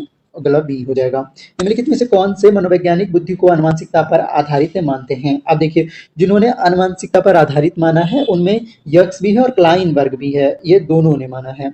अगला देखिए, बौद्धिक विकास पर आनुवंशिकता का संबंध जानने के लिए कौन से अध्ययन किए गए? तो इसके लिए अध्ययन किए गए आपके प्रजातीय भी और पैतृक भी, उपरोक्त दोनों।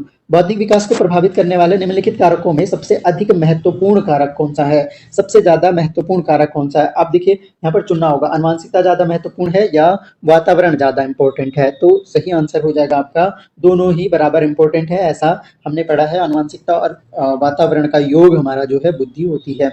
व्यक्ति की विशेष योग्यता बुद्धि के निम्नलिखित प्रकारों में से किस पर निर्भर है? व्यक्ति की जो विशेष योग्यता है वो किस पर, विशेष योग्यता पूछिए तो विशेष बुद्धि पर निर्भर होगा, ऑप्शन नंबर बी हो जाएगा। डॉक्टर सोहनलाल का बुद्धि परीक्षण निम्नलिखित में से किन बुद्धि परीक्षणों में आता है? तो जो डॉक्टर सोहनलाल का बुद्धि परीक्षण है वो आपका वाचिक समूह, ये ग्रुप में आता है, वाचिक समूह बुद्धि परीक्षण में आता है। अगला देखिए, नौसेना और सेना सामान्य वर्गीकरण परीक्षण बुद्धि परीक्षणों के निम्नलिखित वर्गों में से किस में आते हैं? तो ये आपके आते हैं, सही आंसर आपका हो जाएगा वाचिक समूह बुद्धि परीक्षण में आते हैं। आर्मी अल्फा और आर्मी बीटा परीक्षण निम्नलिखित में से किन बुद्धि परीक्षणों में आते हैं? तो ये आप मेनली शुरू में आर्मी में रिक्रूटमेंट के लिए ये परीक्षण यूज किए गए थे। तो आर्मी अल्फा और बीटा किस में आते हैं? ये आपके आते हैं वाचिक समूह बुद्धि परीक्षण के अंतर्गत। बिने साइमन बुद्धि परीक्षणों की गणना निम्नलिखित में से किन बुद्धि परीक्षणों में की जाती है? बिने साइमन बुद्धि परीक्षण की गणना आपकी की जाती है वाचिक व्यक्ति बुद्धि परीक्षण में। बिना पढ़े लिखे लोगों के सामूहिक परीक्षण के लिए निम्नलिखित में से कौन से परीक्षण अपनाए जाते हैं? अब देखिए, बिना पढ़े लिखे लोगों के लिए हैं तो ये कौन से होंगे आपके?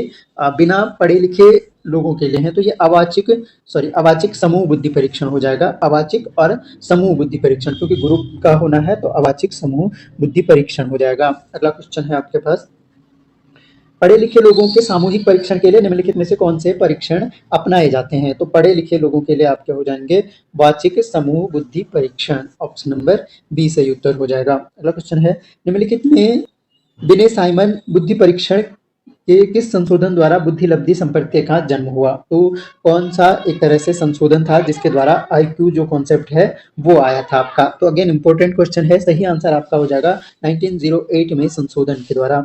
बैचलर ने WISC 20 और WPPSI बुद्धि मापनियों का निर्माण किया है। बैचलर ने 2 बुद्धि मापनियों का निर्माण किया है और ये किसके लिए किया है? ये किया है आपका बच्चों के लिए। ऑप्शन नंबर ए हो जाएगा। बिने साइमन बुद्धि परीक्षण बनाया गया था, ये कौन से व्यक्तियों के लिए बनाया गया था? तो ये इन्होंने मानसिक रूप से कमजोर बच्चों के लिए बनाया गया था। अगर किसी व्यक्ति का बुद्धि मानक प्राप्तांक +1 हो, यानी जो इंटेलिजेंस नॉर्म स्कोर हो +1 हो, तो उसका विचलन बुद्धि लब्धि जो है, जो डेविएशन IQ कितना होगा?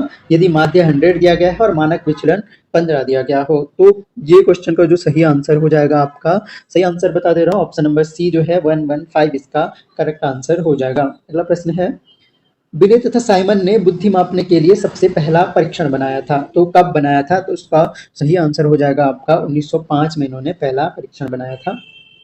यह कथन किसका है? बुद्धि बिजली के समान है जिसे परिभाषित करने की अपेक्षा मापना आसान है। ये स्टेटमेंट किसने दिया था? ये स्टेटमेंट दिया था आपका जेनसन ने कि बुद्धि जो है बिजली के समान है, इसे परिभाषित करने की अपेक्षा मापना आसान होता है।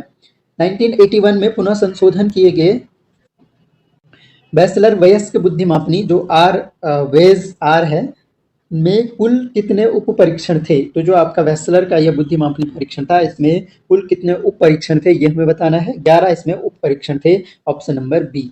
देखिए, बुद्धि लब्धि के नवीनतम अर्थ में निम्नलिखित में से किसे हटा दिया गया है? जो बुद्धि लब्धि का नवीनतम अर्थ है इसमें से आपका हटा दिया गया है। किससे हटा दिया गया है? तो यहाँ पर जो है मानसिक आयु को हटा दिया गया है। Option number B. मानसिक आयु मेंटल एज संप्रत्यय का प्रतिपादन किया है। मेंटल एज का जो कॉन्सेप्ट है वो दिया किसने है? तो ये दिया है आपका बिने और साइमन ने। तो ए और बी दोनों हो जाएगा। देखिए, बुद्धि लब्धि IQ जानने का सूत्र क्या है? तो IQ बराबर mental age upon chronological age into 100 आपका फॉर्मूला हो जाता है। फिलिन 1989 के अध्ययनानुसार निम्नलिखित में से किस देश के बुद्धि लब्धि प्राप्तांक में सबसे कम वृद्धि हुई है? तो इसका जो सही आंसर हो जाएगा वो हो जाएगा आपका अमेरिका। Option number D. बिने साइमन मापनी 1905 है। जो बिने साइमन की मापनी है 1905 का, जो इन्होंने पहला परीक्षण दिया है, तो ये किस तरह का है? तो ये एक वैयक्तिक बुद्धि परीक्षण था। बुद्धि लब्धि संप्रत्यय को विकसित किया, जो IQ है इसका कॉन्सेप्ट विकसित किसने किया था? तो बार बार रिपीट हो रहा है, याद हो जाने चाहिए क्वेश्चन। तो IQ कॉन्सेप्ट जो है ये विलियम स्टर्न ने दिया था। रेवन प्रोग्रेसिव मैट्रिसेस बुद्धि परीक्षण है, ये किस तरह का बुद्धि परीक्षण है? तो इसका करेक्ट आंसर हो जाएगा ये अशाब्दिक एवं संस्कृति मुक्त बुद्धि परीक्षण है। स्टैनफोर्ड बिने तथा वेस्लर मापनी में विचलन बुद्धि लब्धि का माध्य तथा मानक विचलन क्रमशः कितना होता है? तो इस क्वेश्चन का जो सही आंसर है वो 100 और 16 और 100 तथा 15 जो है इनका मानक विचलन जो है माध्य तथा मानक विचलन क्रमशः होता है। बैचलर ने बुद्धि को परिभाषित करने में किस उपागम का सहारा लिया? तो बैचलर ने परिभाषित करने के लिए जो उपागम का सहारा लिया वो आपका ग्लोबल अप्रोच था, सार्वजनिक उपागम। जब व्यक्ति के डोंट होल्ड टेस्ट के प्राप्तांक होल्ड टेस्ट के प्राप्तांक से काफी कम होते हैं तो व्यक्ति में क्या होगा? तो इनमें से सही आंसर है आपका, उसमें क्या होगा? विकृति संबंधी ह्रास होता है। विकृति संबंधी ह्रास उसमें होता है। स्टैनफोर्ड बिने मापनी एक आयु मापनी है, विकास मापनी है, उपरोक्त में से कोई नहीं, या ए और सी जो है दोनों हैं। तो सही आंसर आपका हो जाएगा, यहाँ पर समझने की बात है। तो बिने जो मापनी है, स्टैनफोर्ड बिने मापनी, ये आपका आयु मापनी है। अगला क्वेश्चन है, स्टैनफोर्ड बिने मापनी एक आयु मापनी हो गया हमारा आंसर।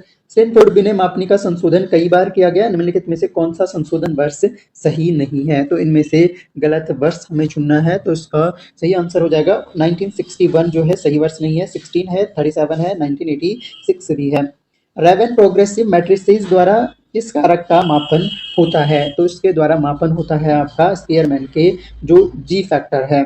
एक सफल पेंटर में किस प्रकार की बुद्धि की प्रमुखता होती है? जो एक सफल पेंटर है, सफल जो पेंटर है उसमें कौन सी बुद्धि की अधिकता होगी? तो हमने पढ़ा होगा थ्योरी सेक्शन में कि कौन से लोग पेंटर बन सकते हैं। तो सही आंसर आपका हो जाएगा इसमें जो है आपका तरल बुद्धि की अधिकता होती है, या जो तरल बुद्धि नहीं होना चाहिए इसमें जो है आपका अमूर्त बुद्धि, यानी जो अमूर्त बुद्धि है यानी काल्पनिक रूप से वो चित्र को अपने माइंड में बिठा के फिर चित्रण करता है।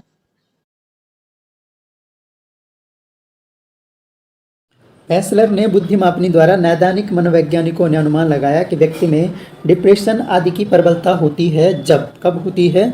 जब शाब्दिक बुद्धि क्रियात्मक बुद्धि से 10 या उससे अधिक बिंदुओं से अधिक होती है। नहीं, जब शाब्दिक बुद्धि जो है, जो शाब्दिक बुद्धि लब्धि है वो क्रियात्मक बुद्धि लब्धि से 15 या उससे अधिक बिंदुओं से अधिक होती है तो व्यक्ति में डिप्रेशन आदि की प्रबलता हो सकती है। तो डिप्रेशन कब हो सकता है? जब व्यक्ति की जो अशाब्दिक बुद्धि लब्धि है क्रियात्मक बुद्धि लब्धि से 15 या उससे अधिक बिंदुओं से अधिक होती है। बैचलर बेलेव्यू बुद्धि मापनी 1939 द्वारा का मापन किया जाता है। तो किसका मापन इसके द्वारा किया जाता है? तो इसके द्वारा जो है वयस्कों का मापन किया जाता है। देखिए स्टैनफोर्ड बिने मापनी 1986, स्टैनफोर्ड बिने मापनी 1986 द्वारा बुद्धि का मापन होता है। किसका मापन होता है? तो इसमें 2 वर्ष से लेकर 33 वर्ष तक की आयु का मापन होता है। बैचलर का बुद्धि परीक्षण निम्नलिखित में से किस श्रेणी के अंतर्गत आता है? बैचलर का बुद्धि परीक्षण आपका आता है शाब्दिक क्रियात्मक परीक्षण के अंतर्गत। बैचलर बुद्धि मापनी एक आयु मानी जाती है, बिंदु मापनी है, आयु मापनी है, बिंदु मापनी है, विकास मापनी है या सेवा मापनी है? तो सही आंसर इसका हो जाएगा ये बिंदु मापनी है, बी। पीओडी चित्र शब्दावली परीक्षण पीपीवीटी इन द्वारा निर्मित मापता है, यानी किसको मापता है या किस रेंज तक के बच्चों की बुद्धि को मापता है? तो ये सही आंसर है आपका 2.5 वर्ष के बच्चों से लेकर 18 साल तक के वयस्कों की बुद्धि को मापता है पीपीवीटी। ये थोड़ा सा आपको ध्यान रखने होंगे क्वेश्चन। बैचलर ने ह्रास सूचक या डीआई को ज्ञात करने का सूत्र बताया है। ये बहुत डीप क्वेश्चन है। एमए जो साइकोलॉजी अगर करते हैं तो वहाँ से कुछ क्वेश्चन उठाए गए हैं बुद्धि से रिलेटेड।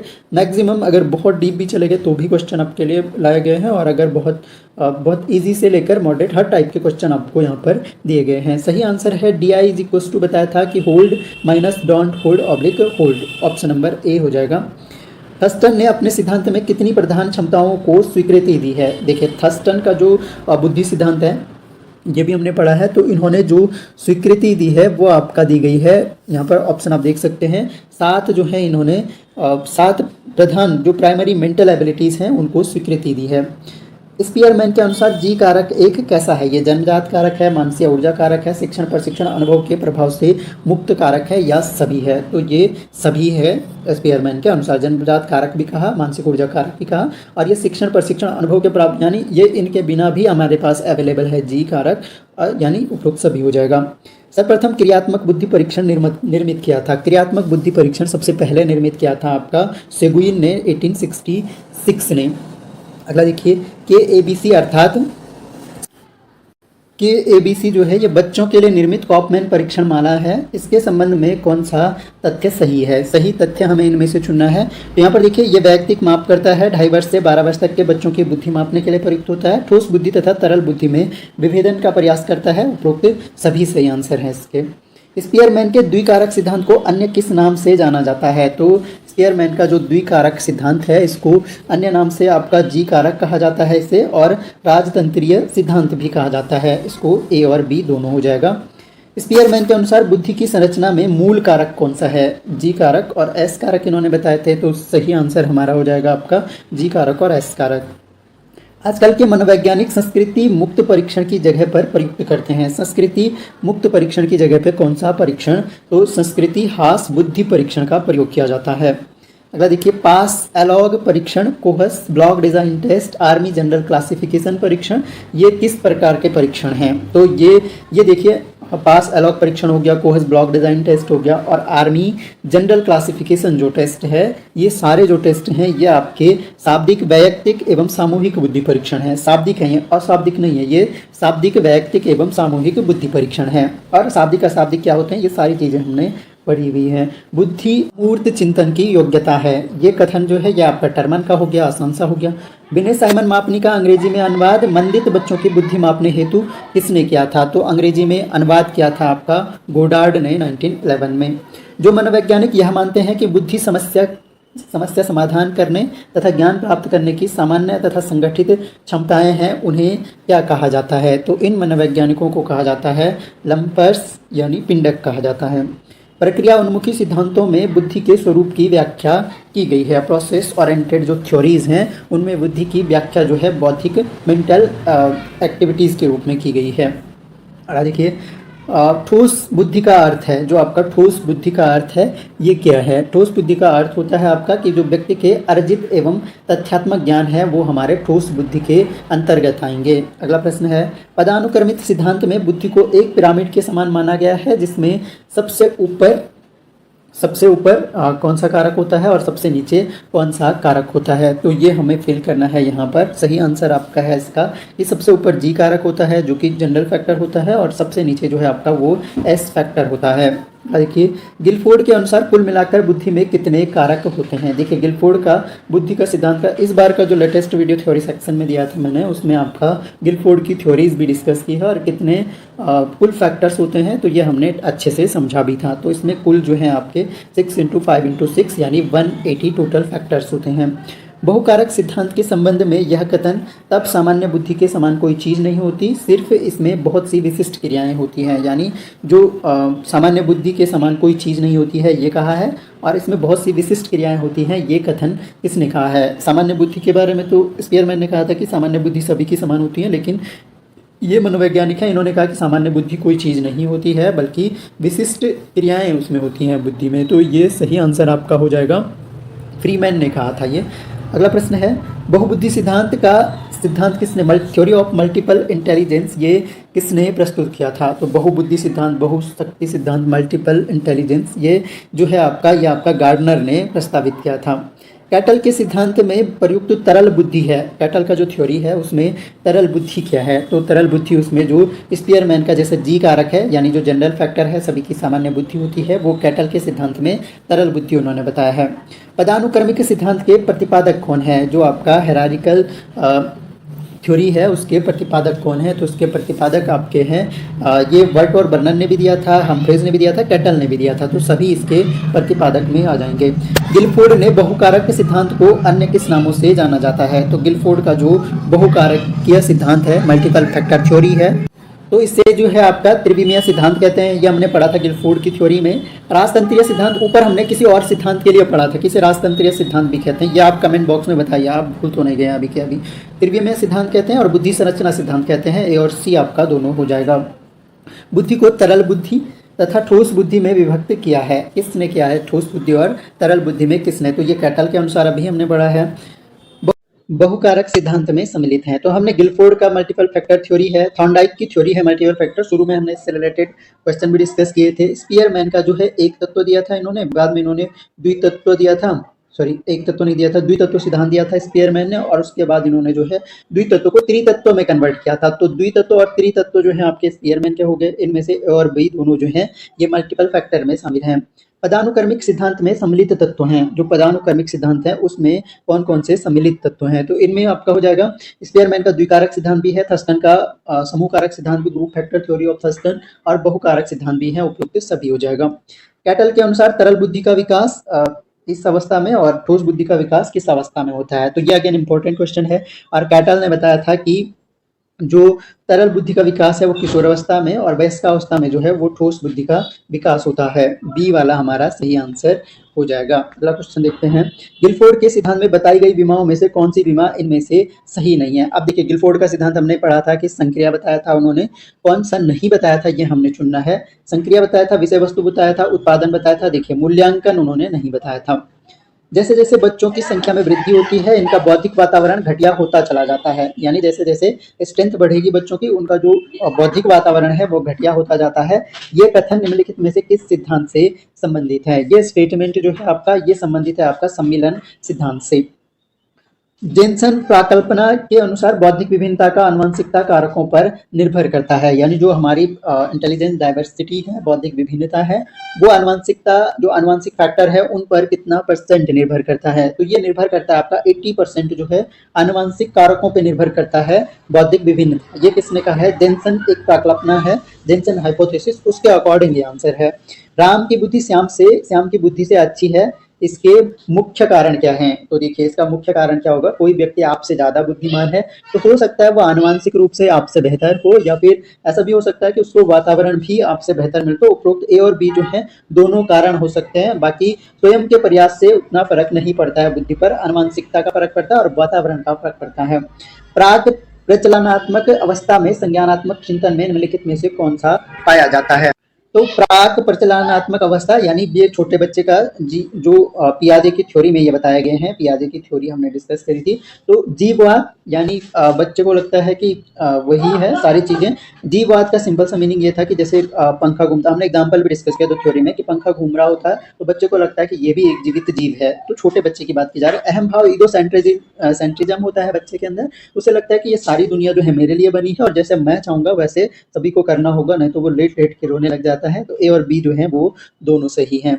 पियाजे के संज्ञानात्मक विकास सिद्धांत के अनुसार बुद्धि एक क्या है? पियाजे के संज्ञानात्मक सिद्धांत के अकॉर्डिंग अगर बुद्धि की बात की जाए तो क्या है? पियाजे ने जो संज्ञानात्मक सिद्धांत, हमने फर्स्ट जो वीडियो है ना, इंट्रो वीडियो, हमारे कोर्स का जो इंट्रो वीडियो है वो, उसमें पियाजे का संज्ञानात्मक सिद्धांत भी हमने डिस्कस किया है, तो उसको एक बार देख लीजिएगा, वो ज्यादा चीजें आपको क्लियर होंगी वहां से। तो इसके अनुसार उन्होंने कहा कि बुद्धि एक अनुकूली प्रक्रिया है जिसमें जैविक परिपक्वता तथा वातावरण के साथ होने वाली अंतःक्रियाएं सम्मिलित होती हैं।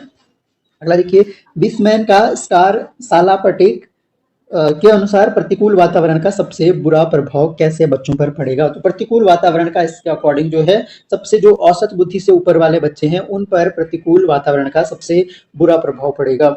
एकांकी जुड़वा बच्चों की बुद्धि में तथा भ्रातृय जुड़वा बच्चों की बुद्धि में क्रमशः सहसंबंध गुणांक का प्रतिशत देखा गया। इसका सही आंसर है 0.90 to 0.55। त्रितंत्र सिद्धांत के, अब देखिए मैंने कहा था कि जो त्रितंत्र सिद्धांत है, ट्रायआर्किक थ्योरी है, इसके प्रतिपादक हमें बताने हैं। तो त्रितंत्र सिद्धांत पूछा गया है, इसके प्रतिपादक जो हैं आपके ये स्टेनबर्ग हैं। ऑप्शन नंबर डी हो जाएगा। पियाजे संज्ञानात्मक प्रक्रियाओं के विकास में जिन अवस्थाओं को महत्वपूर्ण मानते हैं, निम्नलिखित में से कौन सी अवस्था उन अवस्थाओं में से एक नहीं है? तो पियाजे जो संज्ञानात्मक विकास की बात करता है या संज्ञानात्मक जो मेंटल प्रोसेसेस की बात करता है, उनमें से पियाजे ने जो है, देखिए, ज्ञानात्मक क्रियात्मक अवस्था बताई है, प्राक प्रचलनात्मक मूर्त प्रचलनात्मक अवस्था बताई है, अनौपचारिक प्रचलनात्मक अवस्था नहीं बताई है। तो इनमें से डी हो जाएगा, ये नहीं है। आनुवंशिकता तो मात्र बुद्धि की ऊपरी तथा निचली सीमा को निर्धारित करती है, परंतु इन सीमाओं के बीच व्यक्ति की बुद्धि लब्धि पर्यावरणीय कारकों द्वारा निर्धारित होती है। इस विचार को क्या कहा जाता है? इस विचार को कहा जाता है आपका प्रतिक्रिया प्रसार विचार, इसको कहा जाता है। स्कॉट के अध्ययनों के अनुसार बच्चों के वास्तविक माता पिता तथा पोष्य माता पिता की बुद्धि के बीच सहसंबंध गुणांक था। यानी जो रियल पेरेंट्स हैं एक वो, और दूसरे ऐसे पेरेंट्स जो उनका पालन पोषण कर रहे हैं, तो उनके बीच में जो सहसंबंध गुणांक था वो क्या था? तो वो पाया है स्कॉट के अकॉर्डिंग ये है, और वो इन्होंने बताया था कि ये जो है 0.50 to 0.25 है। इतने डीप क्वेश्चन मुझे उम्मीद है नहीं बनेगी, लेकिन फिर भी हम कवर करके चल रहे हैं। अब पूरे 120 क्वेश्चन जो है आपके लिए इंपॉर्टेंट होने वाले हैं। इनमें से हो सकता है एज इट इज अगर एक क्वेश्चन भी बन गया तो आपके लिए बहुत बड़ी हेल्प हो जाएगी। स्टेनबर्ग के त्रितंत्र सिद्धांत में निम्नलिखित में से कौन से उप सिद्धांत सम्मिलित हैं? तो इसमें अगर उप सिद्धांत की बात की जाए तो इसमें आपका संदर्भात्मक उप सिद्धांत भी है, अनुभवजन्य भी है और घटक उप सिद्धांत भी है। डी वाला सही हो जाएगा। वस्तु स्थायित्व का संप्रत्यय पियाजे के संज्ञानात्मक सिद्धांत की किस अवस्था में विकसित होता है? जो वस्तु स्थायित्व है वो किस अवस्था में विकसित होता है? तो इसका जो सही आंसर हो जाएगा आपका, ये हो जाएगा ज्ञानात्मक क्रियात्मक अवस्था में। WPPST का निर्माण वेस्लर है ये ने में किया, कब किया, और जिसके द्वारा किन बच्चों की बुद्धि मापी जाती है? तो इसका जो सही आंसर है वो है 1968 में किया था, और 4 से 6 साल के बच्चों की बुद्धि जो है WPPST के द्वारा मापी जाती है। अगला है, जिगलर एवं बैरमैन ने एक विशेष प्रोजेक्ट जिसे project head start project head start कहा गया के अंतर्गत, इसके अंतर्गत क्या आता है? तो इसके अंतर्गत बुद्धि लब्धि प्राप्तांकों को बढ़ाने के लिए विशेष कार्यक्रम आयोजित किए गए थे। भारतीय परिस्थितियों में बिना परीक्षण का पहला प्रमाणीकरण निम्नलिखित में से किसने किया था? तो ये क्वेश्चन जो है हमारा रिपीट हो गया, हर्बर्ट राइस ने किया था। और अगला और आखिरी क्वेश्चन आपका है कि बुद्धि परीक्षा के लिए फॉर्म बोर्ड परीक्षण सर्वप्रथम किसने निर्मित किया था? फॉर्म बोर्ड परीक्षण जो है ये सेगुइन ने निर्मित किया था। हमने कुल प्रेरणाओं के निम्नलिखित वर्गों में अपेक्षिक रूप से अधिकतम शक्ति किसकी है? यानी अपेक्षिक रूप से अधिकतम शक्ति किस प्रेरणा की होती है? अब यहाँ पर देखिए, दैहिक प्रेरणा यानी जो फिजिकल मोटिवेशन है आपका, वैयक्तिक सामाजिक प्रेरणा है, मनोवैज्ञानिक, तो सबसे अधिक जो शक्ति होगी वो साइकोलॉजिकल मोटिवेशंस की होती है। तो ऑप्शन नंबर सी सही उत्तर हो जाएगा इसका। देखिए, प्रेरणा मोटिवेशन किसकी व्याख्या करती है? मोटिवेशन जो है किसकी व्याख्या करती है? तो सही आंसर हो जाएगा आपका व्यवहार क्यों घटित होता है, इसकी व्याख्या करता है मोटिवेशन। अगला क्वेश्चन है, जैविक या शारीरिक आवश्यकताओं से उत्पन्न अंतर्नोद को क्या कहते हैं? आप लोग अटेम्प्ट करते हुए चल सकते हैं, कितने सही कर पा रहे हैं वो कमेंट बॉक्स में लास्ट में टाइप कर सकते हैं। तो बायोलॉजिकल या शारीरिक आवश्यकताओं से उत्पन्न जो अंतर्नोद होता है उसको क्या कहते हैं? तो इसे कहा जाता है आपका प्राइमरी, प्राथमिक अंतर्नोद कहते हैं इसे। अगला क्वेश्चन है, गोल्डस्टीन ने निम्नलिखित में से किस प्रेरणा को मानव जीवन में शक्तिशाली माना है? तो मानव जीवन में शक्तिशाली माना है गोल्डस्टीन ने आत्माभिव्यक्ति की, यानी सेल्फ एक्सप्रेशन को इन्होंने सर्वाधिक शक्तिशाली प्रेरणा माना है। अगला क्वेश्चन है, प्रेरणा किन में होती है? अब ये इंपॉर्टेंट क्वेश्चन है। प्रेरणा केवल मनुष्यों में होती है, मानवों में होती है, पशुओं में नहीं होती है। केवल बालकों में नहीं ना, मानवों में होती है, मानव और पशु दोनों में भी नहीं। प्रेरणाओं के निम्नलिखित वर्गों में न्यूनतम आपेक्षिक शक्ति, देखिए अधिकतम आपेक्षिक शक्ति तो मनोवैज्ञानिक प्रेरणाओं की है, और न्यूनतम आपेक्षिक शक्ति की अगर बात करें तो ये होगी जो सामान्य सामाजिक प्रेरणाएं हैं, इनमें न्यूनतम आपेक्षिक शक्ति होती है। प्रेरणा किसके बारे में भविष्यवाणी करने में सहायता प्रदान करती है? तो प्रेरणा किसके बारे में? व्यवहार के बारे में भविष्यवाणी करने में सहायता प्रदान करती है। अगला क्वेश्चन है, प्रेरक कैसा कारक है? प्रेरक जो है आपका ये कैसा कारक होता है? तो प्रेरक जो है आपका ये आपका आंतरिक कारक होता है, ऑप्शन नंबर ए। अगला क्वेश्चन है, शारीरिक आवश्यकता के कारण उत्पन्न शारीरिक स्थिति को क्या कहते हैं? जो शारीरिक आवश्यकता के कारण स्थिति उत्पन्न होती है, यानी हमें आवश्यकता है किसी चीज की, तो उससे जो स्थिति उत्पन्न होती है उसे क्या कहते हैं? तो उसे ड्राइव या अंतर्नोद कहते हैं, ऑप्शन नंबर बी सही उत्तर हो जाएगा इसका। ड्राइव, अंतर्नोद कैसे कहते हैं उसको। अगला क्वेश्चन है, प्रेरणा का अनुमान किससे होता है? प्रेरणा का अनुमान किससे होता है? प्रेरणा का अनुमान आपका व्यवहार से होता है, ऑप्शन नंबर सी। अगला देखिए, अभिप्रेरणा आरंभ से लेकर, अब देखिए यहाँ पर इंपॉर्टेंट है स्टेटमेंट है, आपको जरूर ध्यान रखना है, नोट डाउन कर लीजिएगा अगर आपको नहीं पता है स्टेटमेंट। तो अभिप्रेरणा आरंभ से लेकर अंत तक मानव व्यवहार के स्रोत के प्रत्येक कारक को शामिल करता है, किसका कथन है? तो ये कथन आपका थॉमसन का कथन है, ऑप्शन नंबर बी इसका सही उत्तर हो जाएगा। अगला क्वेश्चन देखिए, कौन अभिप्रेरणाओं की मापन विधि नहीं है? अभिप्रेरणाओं की कौन सी विधि जो है मापन विधि नहीं है? तो इसका सही उत्तर हो जाएगा, ये देखिए, अवरोध विधि है, चयन विधि है, क्रिया स्तर मापन विधि है, विपरीत विधि नहीं है कोई। अगला क्वेश्चन देखिए, निम्न में से कौन सामाजिक अभिप्रेरकों का मापन नहीं है? सामाजिक अभिप्रेरकों का मापन तो देखिए वाचक सूचियों से होता है, प्रेक्षक विधियों से होता है, परिस्थिति परक परीक्षण से होता है, चयन विधि से नहीं होता है, ऑप्शन नंबर डी सही उत्तर हो जाएगा। अगला देखिए, सहजात प्रेरक के अंतर्गत निम्न में कौन समाहित नहीं है? सहजात प्रेरक, तो जो लोग ज्वाइनिंग मेंबर हैं वो एक बार इसका जो आपका वीडियो है, यानी जो थ्योरी सेक्शन का वीडियो है वो एक बार जरूर देख लीजिएगा, तब आपको ज्यादा हेल्प मिलेगी। तो इसका सहजात प्रेरक के अंतर्गत कौन समाहित नहीं है? देखो, भूख है, प्यास है, आदत है, निद्रा नहीं है, ऑप्शन नंबर डी से उत्तर हो जाएगा। कौन अर्जित अभिप्रेरक है? यानी जो हमने अर्जित किए हैं, अर्न किए हैं एक तरह से, ऐसे अभिप्रेरक क्या होते हैं? तो इनमें से देखो इसका सही उत्तर हो जाएगा आपका जो आपका अभिरुचि है, एप्टीट्यूड है, ये हमने अर्न किया है, मेहनत करी है, तब जाके हमारा एप्टीट्यूड नॉलेज बढ़ा, अभिरुचि बढ़ी है एक तरह से। बाकी भूख प्यास नींद ये तो क्या है, ये अर्जित नहीं है, ये स्वतः प्रेरक है। प्रेरणा का जीवन में महत्व है। प्रेरणा का जीवन में महत्व क्या है? तो समस्त व्यवहार का परिचालन होता है, कार्य शीघ्र तथा कुशलता पूर्वक संपन्न होते हैं, संबंधित विषय को शीघ्र सीख लिया जाता है। तो ये सभी के सभी स्टेटमेंट सही हो जाएंगे, ऑप्शन नंबर डी। अगला क्वेश्चन देखिए, मनोवैज्ञानिकों ने मनुष्य को माना है। मनोवैज्ञानिकों ने मनुष्य को क्या माना है? तो मनोवैज्ञानिक कहते हैं कि मनुष्य भी एक यंत्र की तरह है, यंत्र माना है। ऑप्शन नंबर बी से उत्तर हो जाएगा। मूल प्रवृत्तियों की विशेषताएं हैं। मूल प्रवृत्तियों की क्या विशेषताएं हैं? तो मूल प्रवृत्तियां एक तो जन्मजात होती हैं और प्राणियों में स्वभाव में निहित होती है। मूल प्रवृत्तियां किसी न किसी संवेग से संबंधित होती है, यानी किसी न किसी इमोशन से रिलेटेड होती है। तो ये सभी ही स्टेटमेंट सही है। तो ये सब मूल प्रवृत्तियों की विशेषताएं हैं। यौन प्रेरणा का संबंध किस ग्रंथि के स्राव से है? यानी जो आपका एक सेक्सुअल जो मोटिवेशन होगा, यौन प्रेरणा, इसका संबंध किस ग्रंथि के स्राव से होता है? तो ये होता है आपका जनन ग्रंथियों के स्राव से। Option number C. प्रेरणा द्वारा ही स्पष्ट होता है कि, देखो अगेन इंपॉर्टेंट क्वेश्चन है, प्रेरणा द्वारा स्पष्ट होता है कि कोई भी व्यवहार क्यों संपन्न होता है? ऑप्शन नंबर सी सही उत्तर हो जाएगा।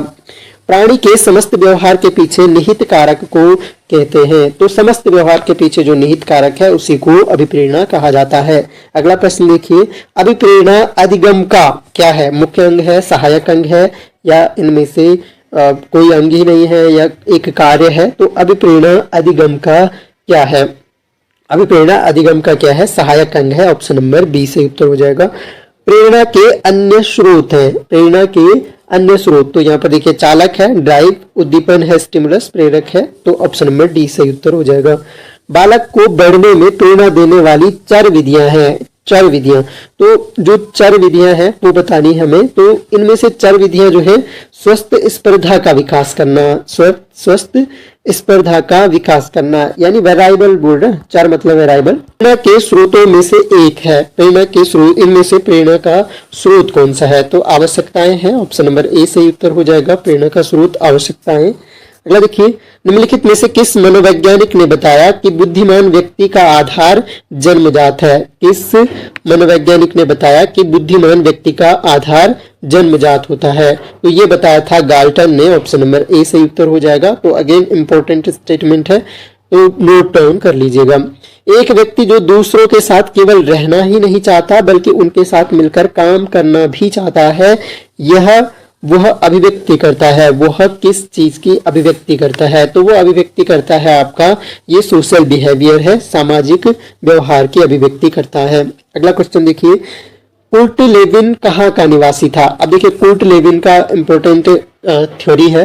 कुर्ट लेविन जो था ये चाइना का निवासी था। ऑप्शन नंबर बी इसका सही उत्तर हो जाएगा। अगला क्वेश्चन देखिए, सिगमंड फ्राइड के अनुसार मानव में सबसे अधिक प्रभावशाली प्रेरणा निम्नलिखित में से कौन सी है? फ्राइड के अकॉर्डिंग बताना है तो ये है आपका यौन प्रवृत्ति। फ्राइड ने यौन प्रवृत्ति पर ज्यादा जोर दिया और इनका पूरा जो थ्योरी है सिगमंड फ्राइड, अगर आप पढ़ोगे पर्सनैलिटी वाले वीडियोज में आप देखोगे, सिगमंड फ्राइड मैंने बहुत अच्छे से डिटेल में एनालिसिस करके पढ़ाया है। तो वो अगर वीडियो देखोगे तो आप ये समझ पाओगे कि पूरा जो थ्योरी है सिगमंड फ्राइड का वो सेक्सुअल एक्टिविटी पर ही डिपेंड करता है, यौन प्रवृत्ति पर ही डिपेंड करता है। अगला क्वेश्चन देखते हैं, सहानुभूति की प्रकृति निम्नलिखित में से किस प्रकार की नहीं है? अब देखिए नहीं है, क्वेश्चन जरूर ठीक से देखना है। तो नहीं है, जन्मजात नहीं होती है, सहानुभूति जन्मजात नहीं होती है, ये हम परिस्थितियों से सीखते हैं और हमारी जो एक तरह से इंटरेस्ट है या फिर हम जिस तरह के माहौल में जी रहे हैं उससे हम सहानुभूति सीखते हैं। अगला क्वेश्चन है, नशाखोरी को प्रेरणा के रूप में निम्नलिखित में से किस वर्ग में रखा जा सकता है? अगर किसको रखना है हमने, नशाखोरी को प्रेरणा के रूप में रखना है तो किस वर्ग में रख सकते हैं? तो सही उत्तर हो जाएगा, ये एक तरह की क्या है, अर्जित है। अर्जित, ये सीखा है आपने नशा करना जो भी है। अरापेस, जूनी और होपी जनजातियों में निम्नलिखित में से कौन सी प्रेरणा कम दिखाई पड़ती है? तो ये जो जनजातियां हैं इनमें आपकी प्रभुत्व की प्रेरणा कम दिखाई पड़ती है। Option number A. New Guinea की अरापेस जनजाति में निम्नलिखित में से कौन सी प्रेरणा प्रबल है? तो कम दिखाई देती है वो तो हमने डिस्कस कर ली। प्रबल कौन सी है? वो है आपकी आक्रामकता। ऑप्शन नंबर सी सही उत्तर हो जाएगा। आक्रामक होते हैं लोग। मनुष्य में जीवन लक्ष्य की वैयक्तिक सामाजिक प्रेरणा निम्नलिखित में से किससे बनती है? सामाजिक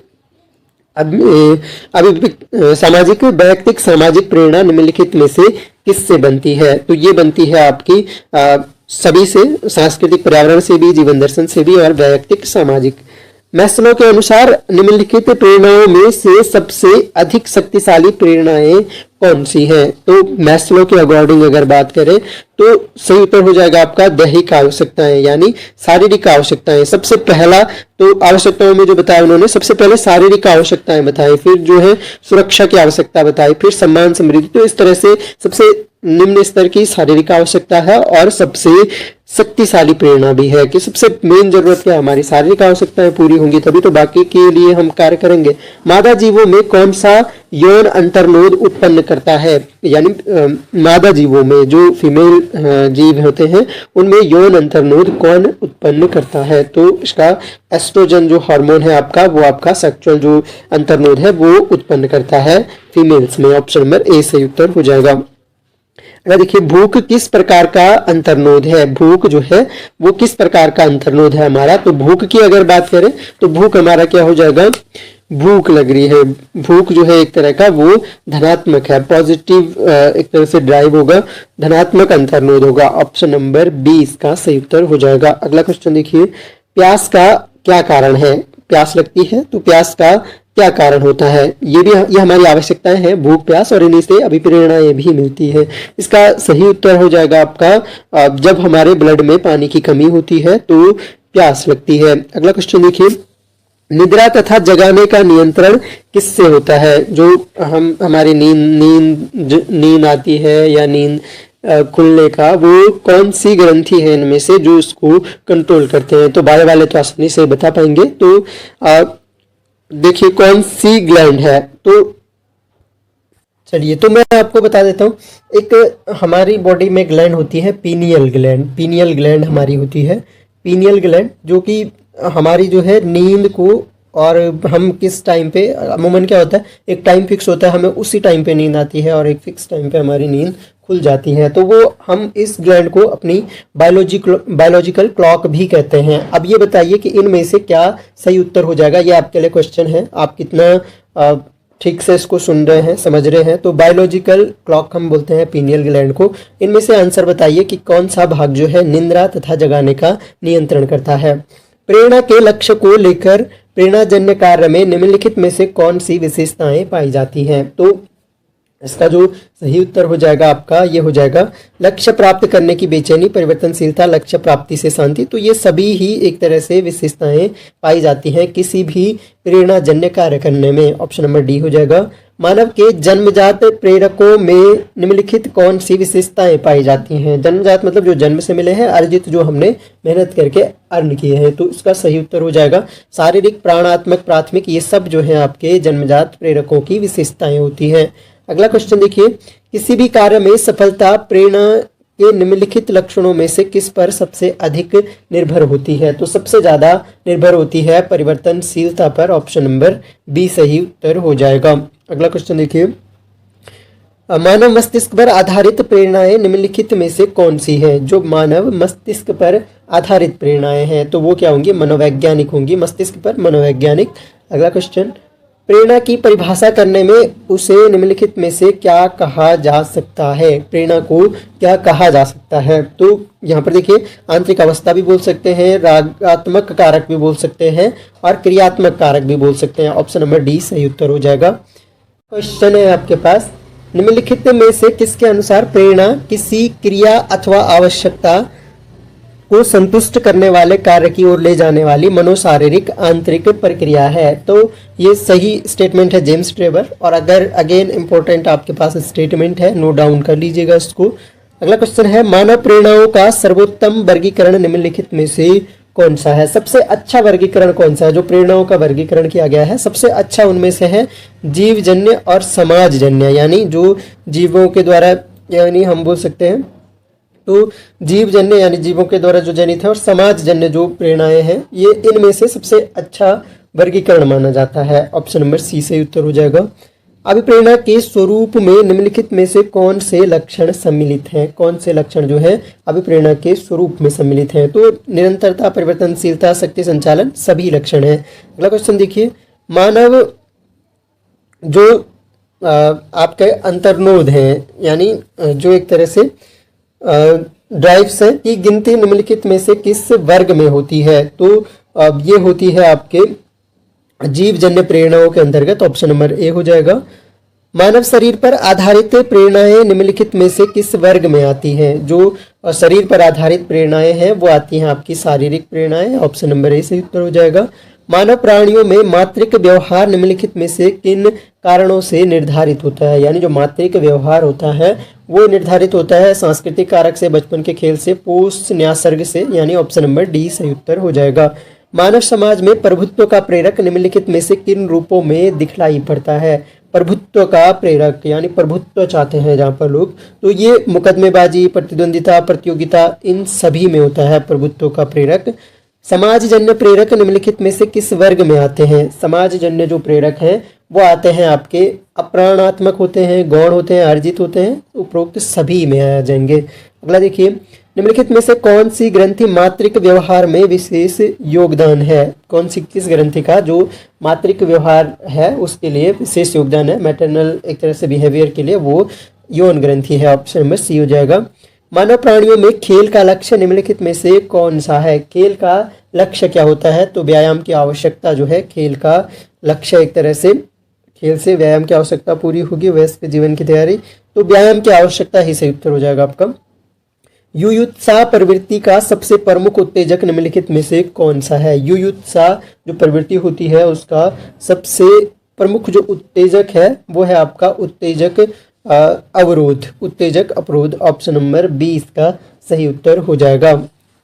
अगला क्वेश्चन है, पशु अथवा मानव व्यवहार में निम्नलिखित में से कौन सी ईहा सबसे अधिक कमजोर है? यानी जो कौन सी जो एक तरह से आप बोल सकते हैं ड्राइव जो है, चालक बोल सकते हैं, जो सबसे कमजोर है इनमें से, सबसे कमजोर कौन सी है इनमें से? तो इसका सही उत्तर हो जाएगा आपका मातृक व्यवहार जो है सबसे पशु अथवा मानव व्यवहार में निम्नलिखित में से कौन सी जो ड्राइव है वो सबसे अधिक कमजोर है? तो मातृक व्यवहार है, ऑप्शन नंबर सी सही उत्तर हो जाएगा। अगला क्वेश्चन देखिए, हास्य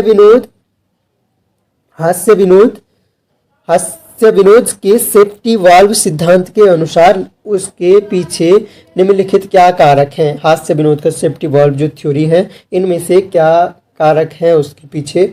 तो सही उत्तर हो जाएगा दमित संवेगों की अभिव्यक्ति है उसमें, ऑप्शन नंबर ए हो जाएगा।